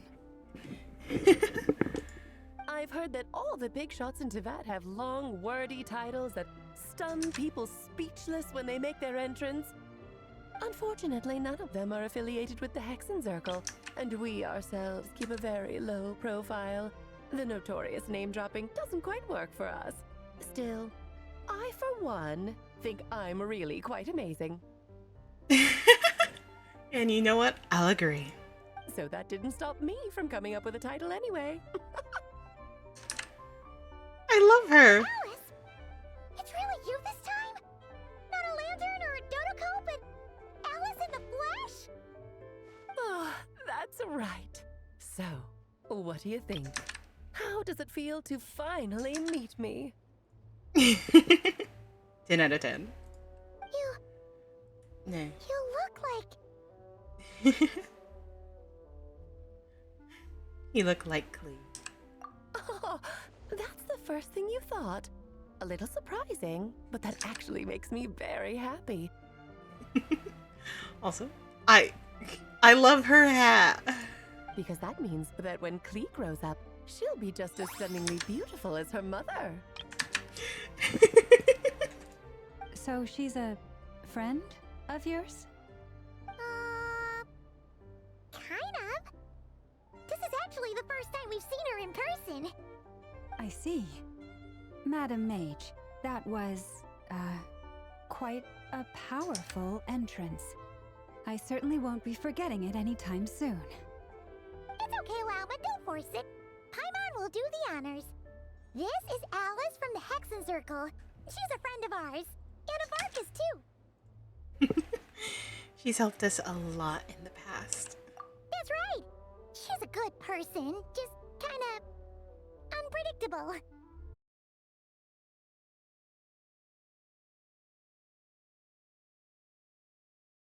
Speed on Nodcry's present situation. In other words, I've read the whole in the last episode part, so we can skip the pleasantries. I love Alice. Fair enough. Well, Miss Alice, I can already tell that you have quite a unique personality. He'll get used to it. Paimon sure is. So anyway, what are you doing in Nodcry, Alice? Oh, I thought I told you already. This time, I'm the final boss. And what a formidable foe I shall be. Powerful, confident, decisive, and good luck finding my weak spot. You will never succeed. I'm gonna send a formal request for Jean to put you in solitary. Yes. Oh, drat! My one weakness, and you found it in an instant. Fate has been dealt a devastating blow. Thus falls the great Dodo King. Why are you playing along with this nonsense? For funsies, of course. What's wrong, Paimon? Are you disappointed in me? Am I a gigantic letdown? No, it's just... You seem like a busy lady. And this is the one time you've shown up in person. Paimon figured it would be for something more high stakes than just goofing around. Honestly, goofing around can be plenty high stakes. You're quite right. I'm here in Nocturne because something big happened. Something big enough it caught the attention of the Hexen Circle. It concerns the 3 moons, Tevat's borders, and of course, the moon goddess you are currently searching for. You know where Columbina is? Kind of. Why don't we discuss this over a pot of tea? My main reason for coming on this trip to Tevat was, of course, to have some fun. But I do technically have a job to do as well. Namely, maintaining the stability of Tevat's borders. I'll skip over the complicated parts, but to sum it up, abyssal energies are all that lie beyond Tevat's border. We'd find ourselves in a real pickle if they ever made it through. And the phantoms you've been seeing are a sign that the border has been disturbed. Ah, no wonder they tend to show up around Moon Prayer Night. Is it because the real moon is now so close to us that its power can cross the border? In part, but only a negligible amount passes through. Just enough to influence the verdant crests and so on. And as you've noticed, there has been an unprecedented number of phantoms appearing this year. The influence of the moon beyond the border cannot explain this. No, there is another far greater factor at play. The trilunar syzygy. I feel like this should me. A trilunar syzygy. All three moons are aligned? Eons ago, before the heavenly principles came to Devat, it was the then 3 moon goddesses who controlled the laws of this world. You're talking about life, death, and such, aren't you? Oh, that's exactly it. The 3 goddesses split these powers amongst themselves, promising never to consolidate them into one singular body. This was meant to keep the world stable. But, fast-forwarding to the present, the eternal moon's marrow is with you, while the iridescent moon's marrow, which should never have appeared in this world, has been retrieved. Add that to the presence of a moon goddess in the flesh and... Suddenly all three are right next to each The power of all 3 moons is gathered here in Nocturne. There hasn't been an event like this since the War of Funerary Flame. Oh dear. And it's having a noticeable effect on Tevat's borders. Why are you so concerned about the borders, if I might ask? Because I wish to give my darling daughter a peaceful, sunny environment to grow up in. Is that a good enough reason? Kinda sounds like you're dodging the question, but it does make sense. Well, that's one reason anyway, and the most important one. The others are a little complicated to explain. For instance, cleaning up after dearest Miss R. Albedo could tell you more about that if you're curious. But right now, I have a more important question to ask you. Why are you collecting the moon marrows? Columbina wants to use their power to return home. I see. Nicole told me about that legend once. Nicole? You mean Mage Anne? Oh, so you remember. We heard her voice in Fontaine. Yes, of course. That was a story about fate, her area of expertise. But back to the story of our dear moon goddess. I'm afraid her intended method of returning to the moon is unlikely to work anymore. What does that mean? She may be missing, but she hasn't gone anywhere. She has disappeared. Oh. Once long ago, the damselette who lived here walked the line between...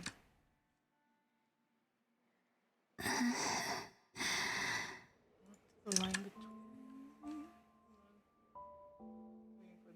What's the line between dreams and reality? My body is so heavy. Wait, no. It's my mind that's heavy. My arms and legs are as light as a feather. What's happening to me? I feel drowsy, like I've been asleep for too long. Is it daytime or nighttime? Is the moon out? I think I'll go for a walk.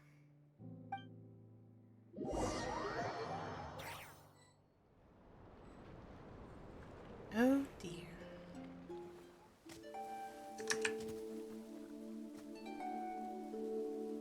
Are you out for a walk too? Huh?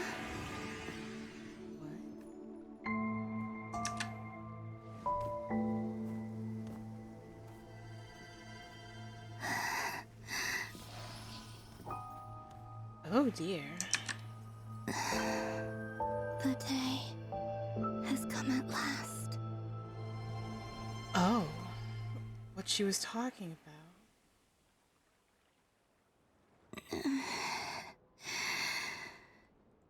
Have I grown so weak that I can't even sustain my physical form? But Moon Prayer Night is nearly here. I was so close to returning home. Death is near. Is this how it ends for me? Will I return to the moon after I disappear? Or...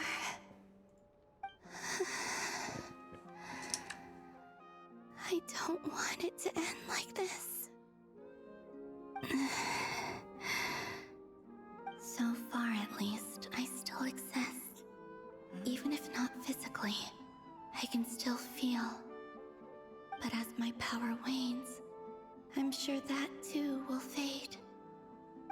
I suppose I might take one final look at this world. The world where I was born. This may be your last chance to visit Fatima and Clyde. Don't let it slip away. She's dying. Come on, come on! Oh. Wait for me! The Frost Moon Enclave. How much it has changed since I was born. These decorations, they're so heavy. It's times like this when you kind of wish men could be priestesses and acolytes. How fascinating. I've never had the chance to be privy to people's private lives in this way. In the past, people would get so solemn and serious the moment I showed my face. Like they were frozen stiff. Karina, Lametti, it's time to eat. Coming.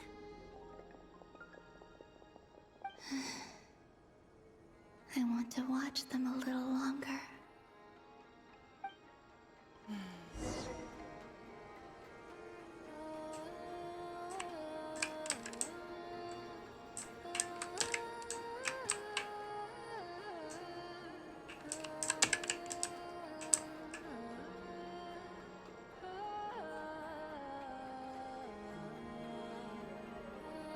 So just fill these balloons with air, right?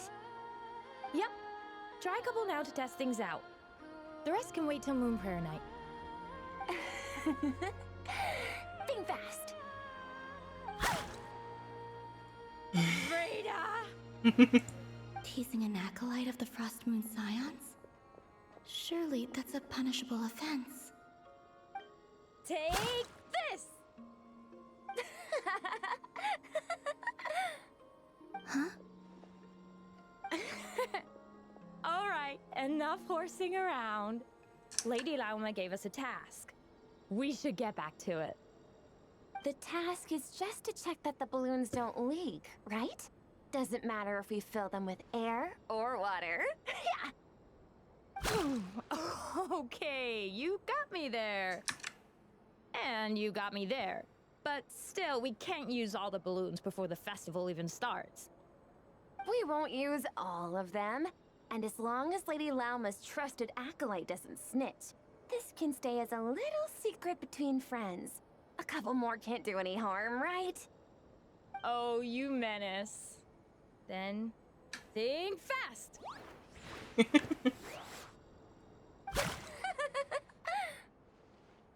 Is pumping a balloon full of water really so much fun? Oh.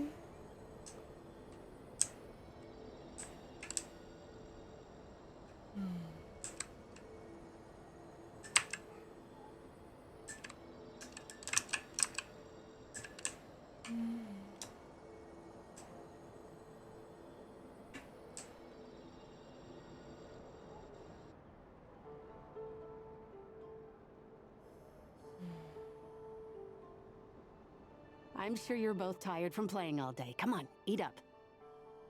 A plain, humble meal. That has always been the way of the Frost Moon Scions. Huh? How come Lametti got a midsummer berry dessert?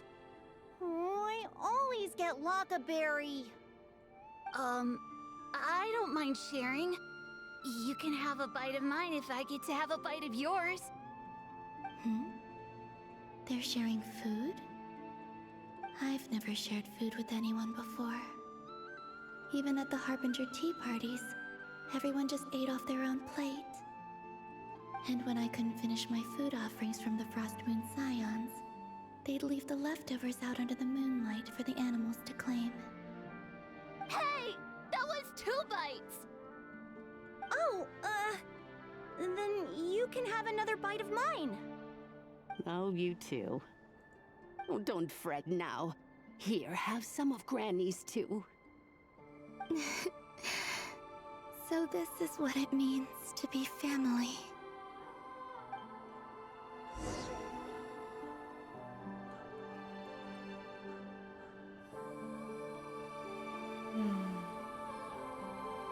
I'm seeing so much that I'd never usually get to see. They'd never act like this when I was around. It's nice, being able to just watch people in peace in these final moments. Like, did the dog bark again?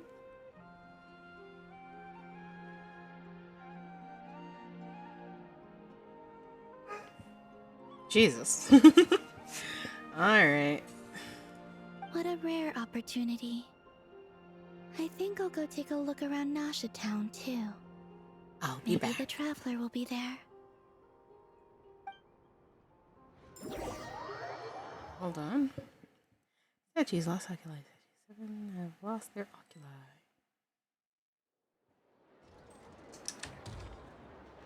After the War of Funerary Flame, the moon goddesses were no longer recognized by Tevat. They lost the whole foundation for their existence. Crazy. Anywho, I'll be back.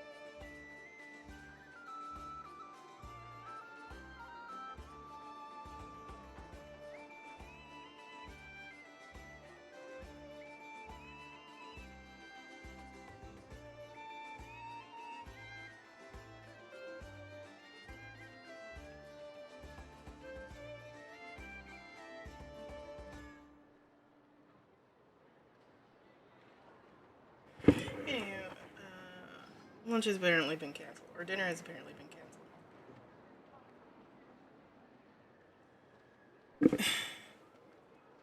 Roommates are unreliable, as they always are, and here I thought I was remembered for once. My mistake. That's why the moon goddess's strength is fading. She cannot withstand the world's rejection of her. It's just like what Columbina said. To be more pedantic about it, the moon goddesses did something to offend the heavenly principles, and that's why they were ousted. Something of a recurring theme in Tevat's history. Theoretically, speaking so candidly should put me in their crosshairs too, but they can't tell me what to do. I'll say whatever I want. Anywho, the moon marrow energies were but a drop in the bucket for her, and that battle against the ray hair of Solnari only weakened her further. Fortunately, it happened close enough to Moon Prayer Night when the Kuvaki concentration here is high. That's the only reason she managed to survive this long. What do you mean, fortunately? You said she disappeared. We're too late. Oh, what a headache. I thought this was all common knowledge. I guess I have some more explaining to do. Okay, buckle up. It's time for another lecture.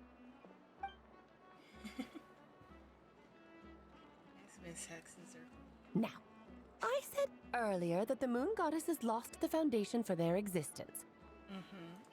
The reason for that has to do with the natural order. Basically, the rationale for their existence in Teyvat was lost.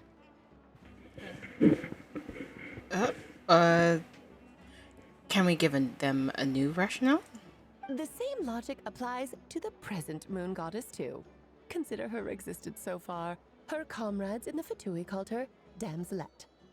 And she was worshipped as Kutar by the Frost Moon Scions. But these connections have now been severed, whether by her hand or yours. So, the rationale that once sustained her existence is now gone. Wait, we did that to her? Oh, well, strictly speaking, yes. But let's not start pointing fingers, shall we? I'll only end up as the big bad villain, and that's not the kind of final boss I want to be. If you're making light of this, hopefully that means you have a plan? Of course I do. I'm only the greatest mage in the whole entire world. Now, if you wish to find your moon goddess, there are two problems we need to solve. Firstly, we'll need to strengthen the connection between her and Teyvat, at least enough to sustain her until Moon Prayer Night. Strengthen her connection. But does that mean I'll have to rally all the Frost Moon faithful behind this? I'm afraid a bygone faith and a former home won't be of any help to her now. Do you know her name? Her name? Oh, yes. Names are very important things. A name is a fundamental concept that anchors one's entire existence. I love her outfit, sorry. I asked her once, but she said she didn't know. Then your first job is to find it. As a moon goddess, I'm sure she must have a name she identifies with. Neither Columbina nor Kutar is her true name, and she's never really accepted either of them. So, finding out her real name is enough to sustain her existence? Yes, I know it sounds like a small step, but every journey begins that way. So for now, that's all we need to focus on. The second problem is with her plan to use the moon marrows to return to the moon. Unfortunately, piercing through the false sky will take an enormous amount of power. Given her current condition, she won't be able to provide anywhere near enough power, even if she recovers her physical form. But no need to fret. Nicole's the expert in this field, and I'm sure she'll figure something out. Wait, Mage N is going to help us out too? Awesome. That means we've got 2 Hexacircle mages on the case. This is turning into a pretty big deal. Actually, this is more of a side quest for me. Like you said, I'm a busy lady, so I can't stay for too long. I'll have to return to Teyvat's border soon. Thanks for telling us all of this. That's the upside you get for looking out for my little Klee. Hopefully that will incentivize you to carry on keeping her company in the future. Anyway, jokes aside, you'd better get moving. It will take quite a miracle for the moon goddess's consciousness to hold out till Moon Prayer Night. Oh, I suppose I might as well tell you where Nicole is before I leave. Off you go now. Time to meet your new friend. Oh, yes, and a little suggestion. Don't forget to mind your heads. What? Huh.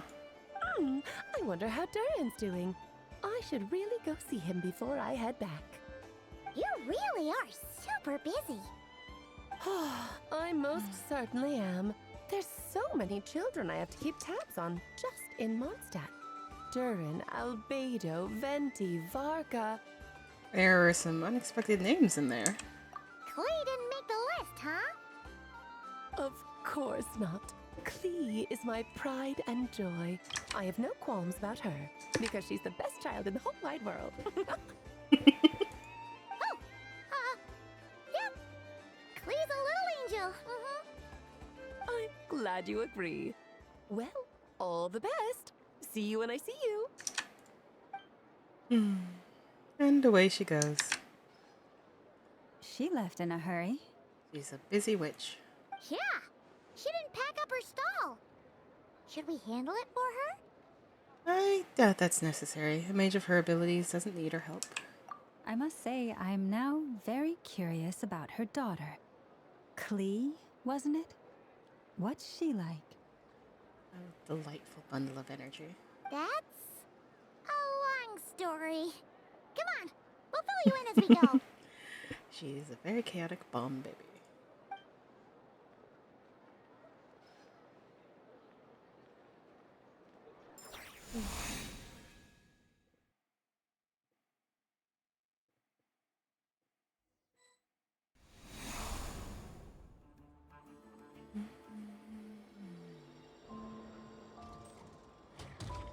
What a lively place.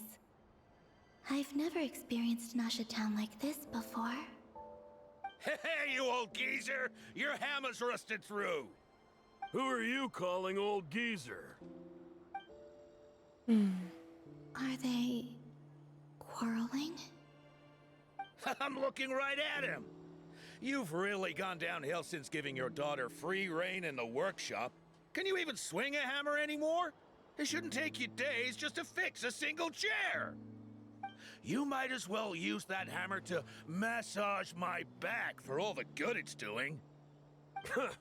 Don't run your mouth, or you'll get a back massage that'll put you in bed for the rest of your life. Look, the materials haven't arrived yet, all right?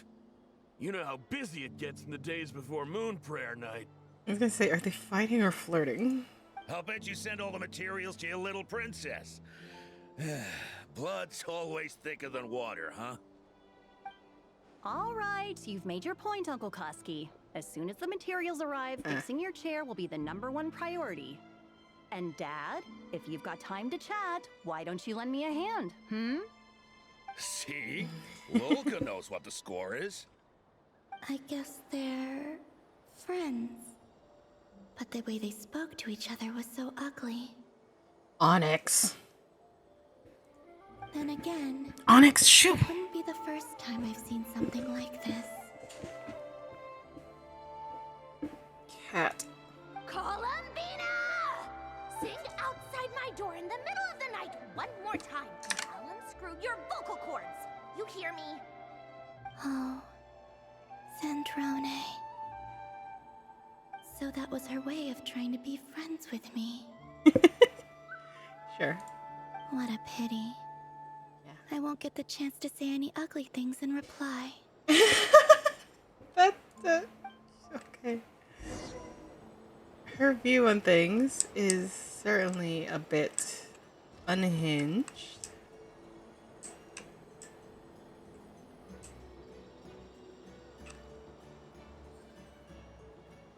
Hey, have you decided what to give her for Moon Prayer Night? I sure have. She's gonna get the surprise of her life when she's least expecting it. Then I'll whip out the ring and pop the question. Aww. The surprise of her life. What a fun turn of phrase. Cool, I get the picture. You can spare me the gushy details. Ooh, looks like we have a customer. Hello there, ma'am. Would you like some Moon Prayer Night candy? Huh? Oof. Is he talking to me? Can he see me? Here you go. Oh. Oh. Come back anytime. Right. Now, where were we? That was heartless, Genshin. How could you? I don't know why, but I still held out hope.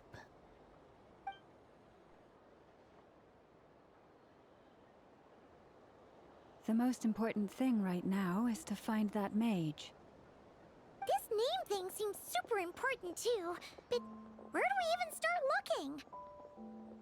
I'd better go pay the Fatui a visit.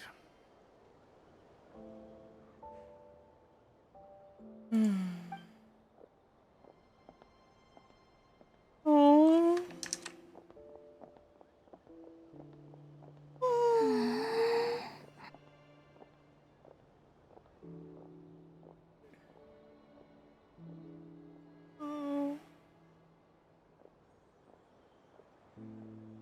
Columbina?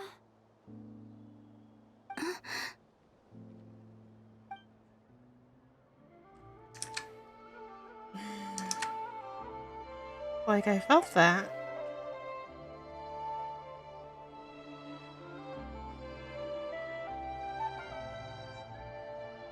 Traveler? Let's go! This is no time to be spacing out!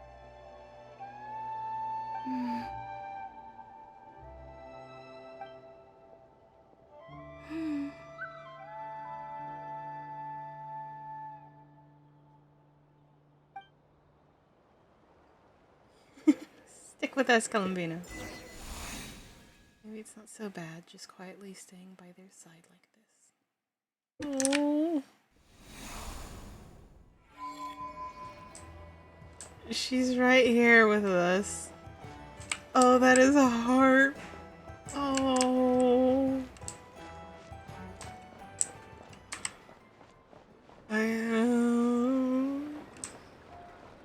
Okay, so I know we're gonna teleport, but in my head we're walking and she's coming with us. God damn.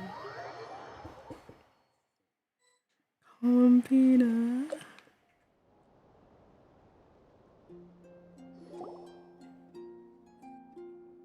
Where are they going?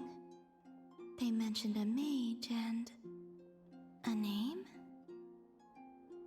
So, Mr. Varka, are you acquainted with this Nicole? Or should I call her Mage N? Ah, not really. We've never met, though she has come up in conversation. From what I've gathered, Alice kinda took Nicole under her wing. Taught her how to speak in a more ladylike fashion, that kind of thing. Huh. Hard to imagine Alice as an etiquette coach. Yeah, Alice is a larger-than-life personality, I'll give you that. But then again, that's why she's able to draw such an eclectic mix of people into her inner circle. Yeah. If I remember correctly, being an interesting person is actually one of her main entry requirements. So, if you ever wanted to join the Hexen Circle, I'm sure you'd both be eligible to apply. Aw. Hey! Don't go around making promises on Alice's behalf. I wouldn't dare. I'm just trying to paint a picture of the Hexen Circle for you. Okay, sure. Anyway, since none of us have ever met Nicole, how are we supposed to find her? We can't just go up to every woman in sight and ask, hey, are you Nicole? I mean, technically you can. Maybe something she's wearing will give it away? Like a wind bloom pinned to her chest or something. Wait a minute. Alice never said Nicole was from Mondstadt. Oh, true. What about a tea set? I recall that each mage has their own cup. That would be this young lady, then?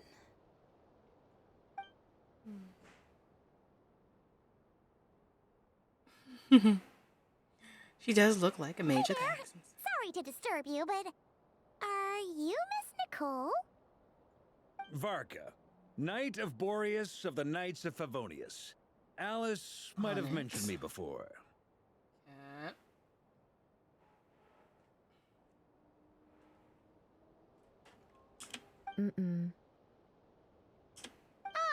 have we got the wrong person? Sorry.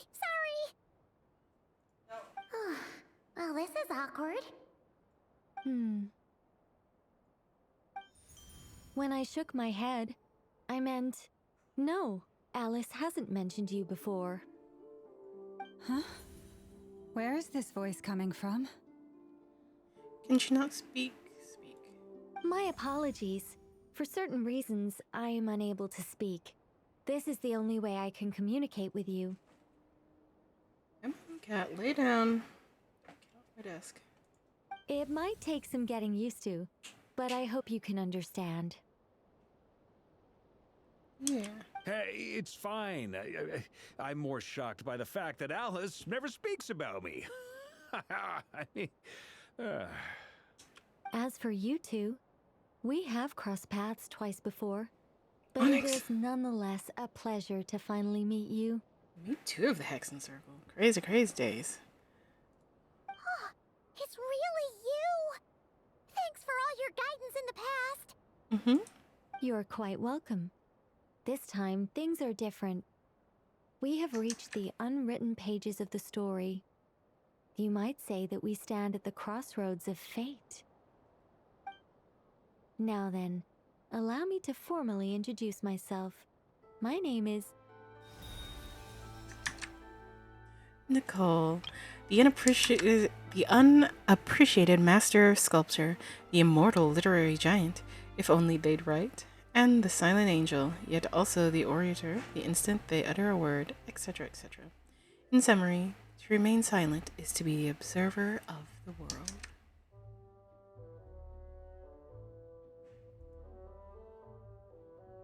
Well, nice to meet you, Nicole. No, stop! Alice! I can't believe it! I had a whole speech prepared. I'd agonized over every single word. She always picks the worst moments to ruin other people's plans. I love her. I'm so sorry about that. Alice took the liberty of devising some bespoke self-introduction magic for each member of the Hexen Circle. But I could have sworn I deleted all of the triggering conditions for it. How did it bypass everything? Oh gosh, this is so embarrassing. This is a very different side of Nicole than what we're used to.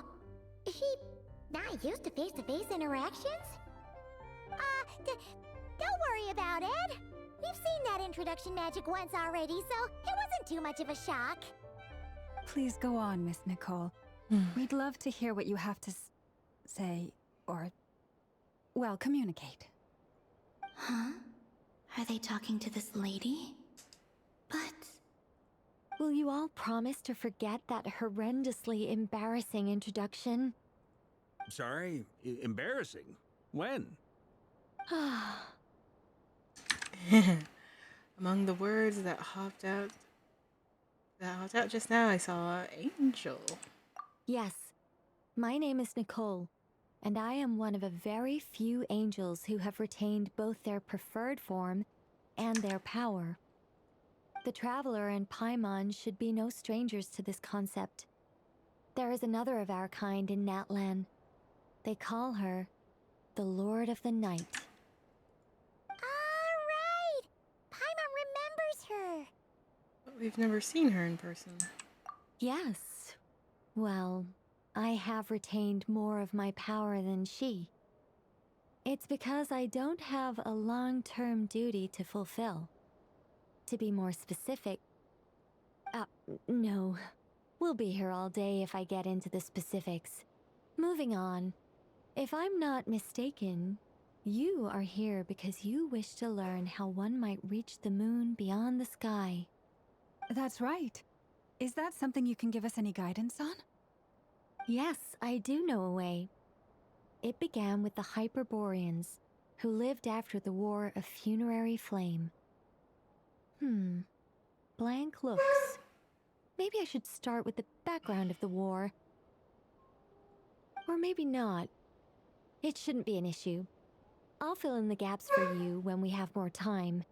Anyway, after that war ended, the three moons retreated to beyond the false sky. The Hyperboreans were humans I once aided. They accepted the civilization and creations bestowed upon them by the angels. But despite accepting many blessings of the angels, many among them still held on to their faith in the moons. They were reluctant to accept the new order. Even after the War of Funerary Flame, they sought to contact the moon goddesses beyond the sky and receive their guidance. But all three had passed away by that point. This mage has a unique method of communicating. Is she talking about the moons? Yes, but they did not know. And so, still they prayed for the moon goddess's mercy. After building titanic structures that consumed vast amounts of Kuvaki, at last they glimpsed the moons and heard their voices. But of course, they were gravely disappointed, for it was then that they realized the three moon goddesses were dead. Oh, that's such a sad story. It is. Humanity was in a very sorry state at that time. The angels who had once aided them were gone, and the war of funerary flames had left them homeless and destitute. Just a second, I gotta ask. How relevant is all this history to the task at hand? Well, I mean, it's... Okay, it seems we've drifted into irrelevant narrative waters. It's been a while since I've had the chance to speak inside someone's head. As soon as I got started, I lost control and the words just flowed out like a waterfall. What I'm trying to say is... Right, yes, that's it. The relevant part is the ritual created by the Hyperboreans. The fact that they bypassed the false sky and saw the true moons implies that they successfully built a connection between Tevat and the outside world. Which means, with enough Kuvaki and a sufficiently stable connection, it should be feasible to send one person over the border. Okay, so they built some kind of portal? Oh, yes. A portal. Yes. Is something wrong? You sound disappointed. I just didn't expect you to summarize it so well. It turns out I could have said all that in one word, if only I'd managed to think of it. I love that Colbina's just wandering around in the background. No, please, it's fine. This is invaluable knowledge. I'll be sure to record and preserve everything in writing. Oh, really? Well, in that case, I suppose I could backtrack and add some more detail. I did gloss over a few things so far. Whoa, whoa, whoa, time out. Let's summarize what we've got first. The Hyperboreans were the last ones to use this method, right? So we somehow need to find whatever structure they built and make sure there's enough Kuvaki to power it up. Luckily, we have the moon marrow of both the eternal and iridescent moons, so we're all good for Kuvaki. Which means the key issue we need to focus on is finding the place. Am I right so far? Yes.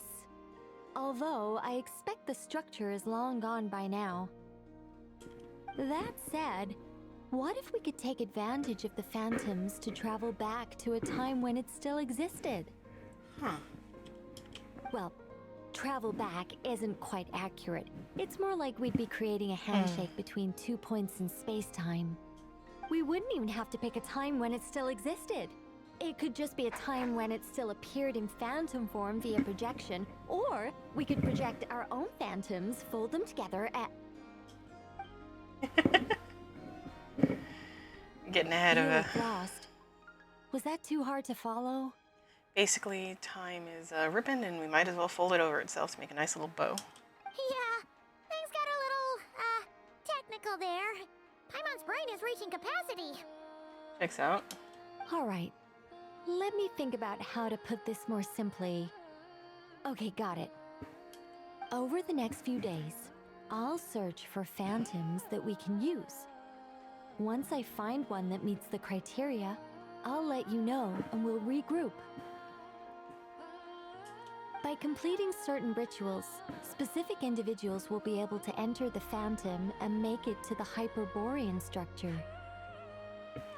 If everything checks out, and it looks feasible, we'll just need to wait for Moon Prayer Night, and we can send the Moon Goddess back home. I'm really skimping on the detail here. Is this making any sense at all? I think so. For now, we'll just wait to hear from you. Yes. Basically, yes. Great. Counting on you. In the meantime, we'll focus on finding the Moon Goddess's name. My name? Are they looking for a way to stop me from disappearing? Excuse me, Miss... Go on, Miss Nicole. This conversation was a little all over the place. I didn't catch your name. I am Lauma, of the Frost Moon Scions. Ah, I did wonder.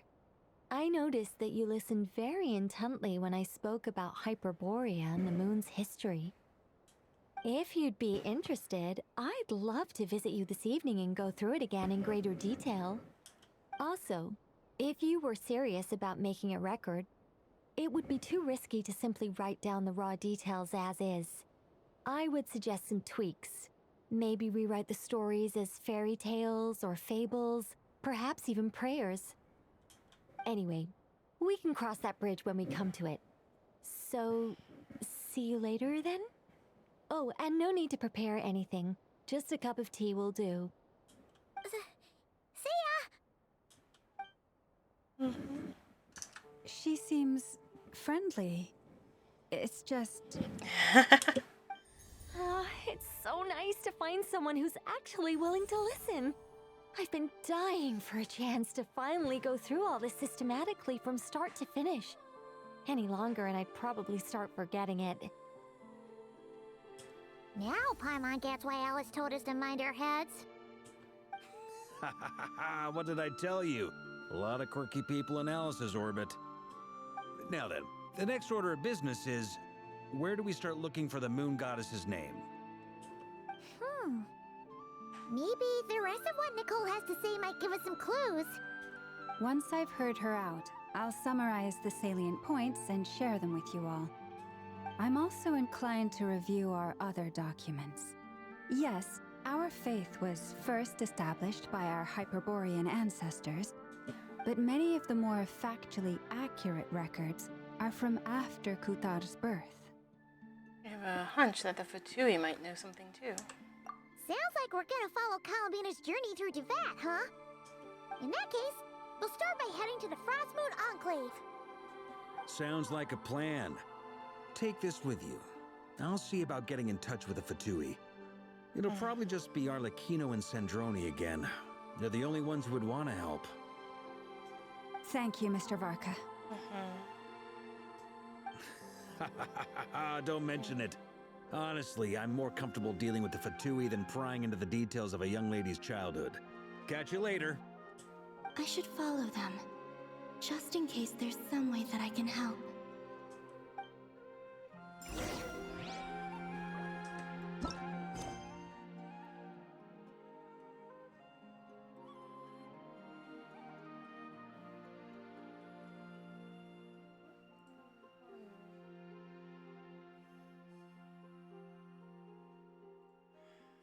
You know, I have no idea how much longer this is, and unfortunately,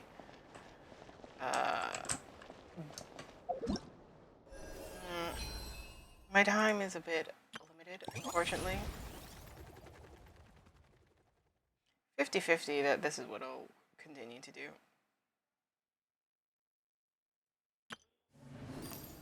Honestly, that's just it.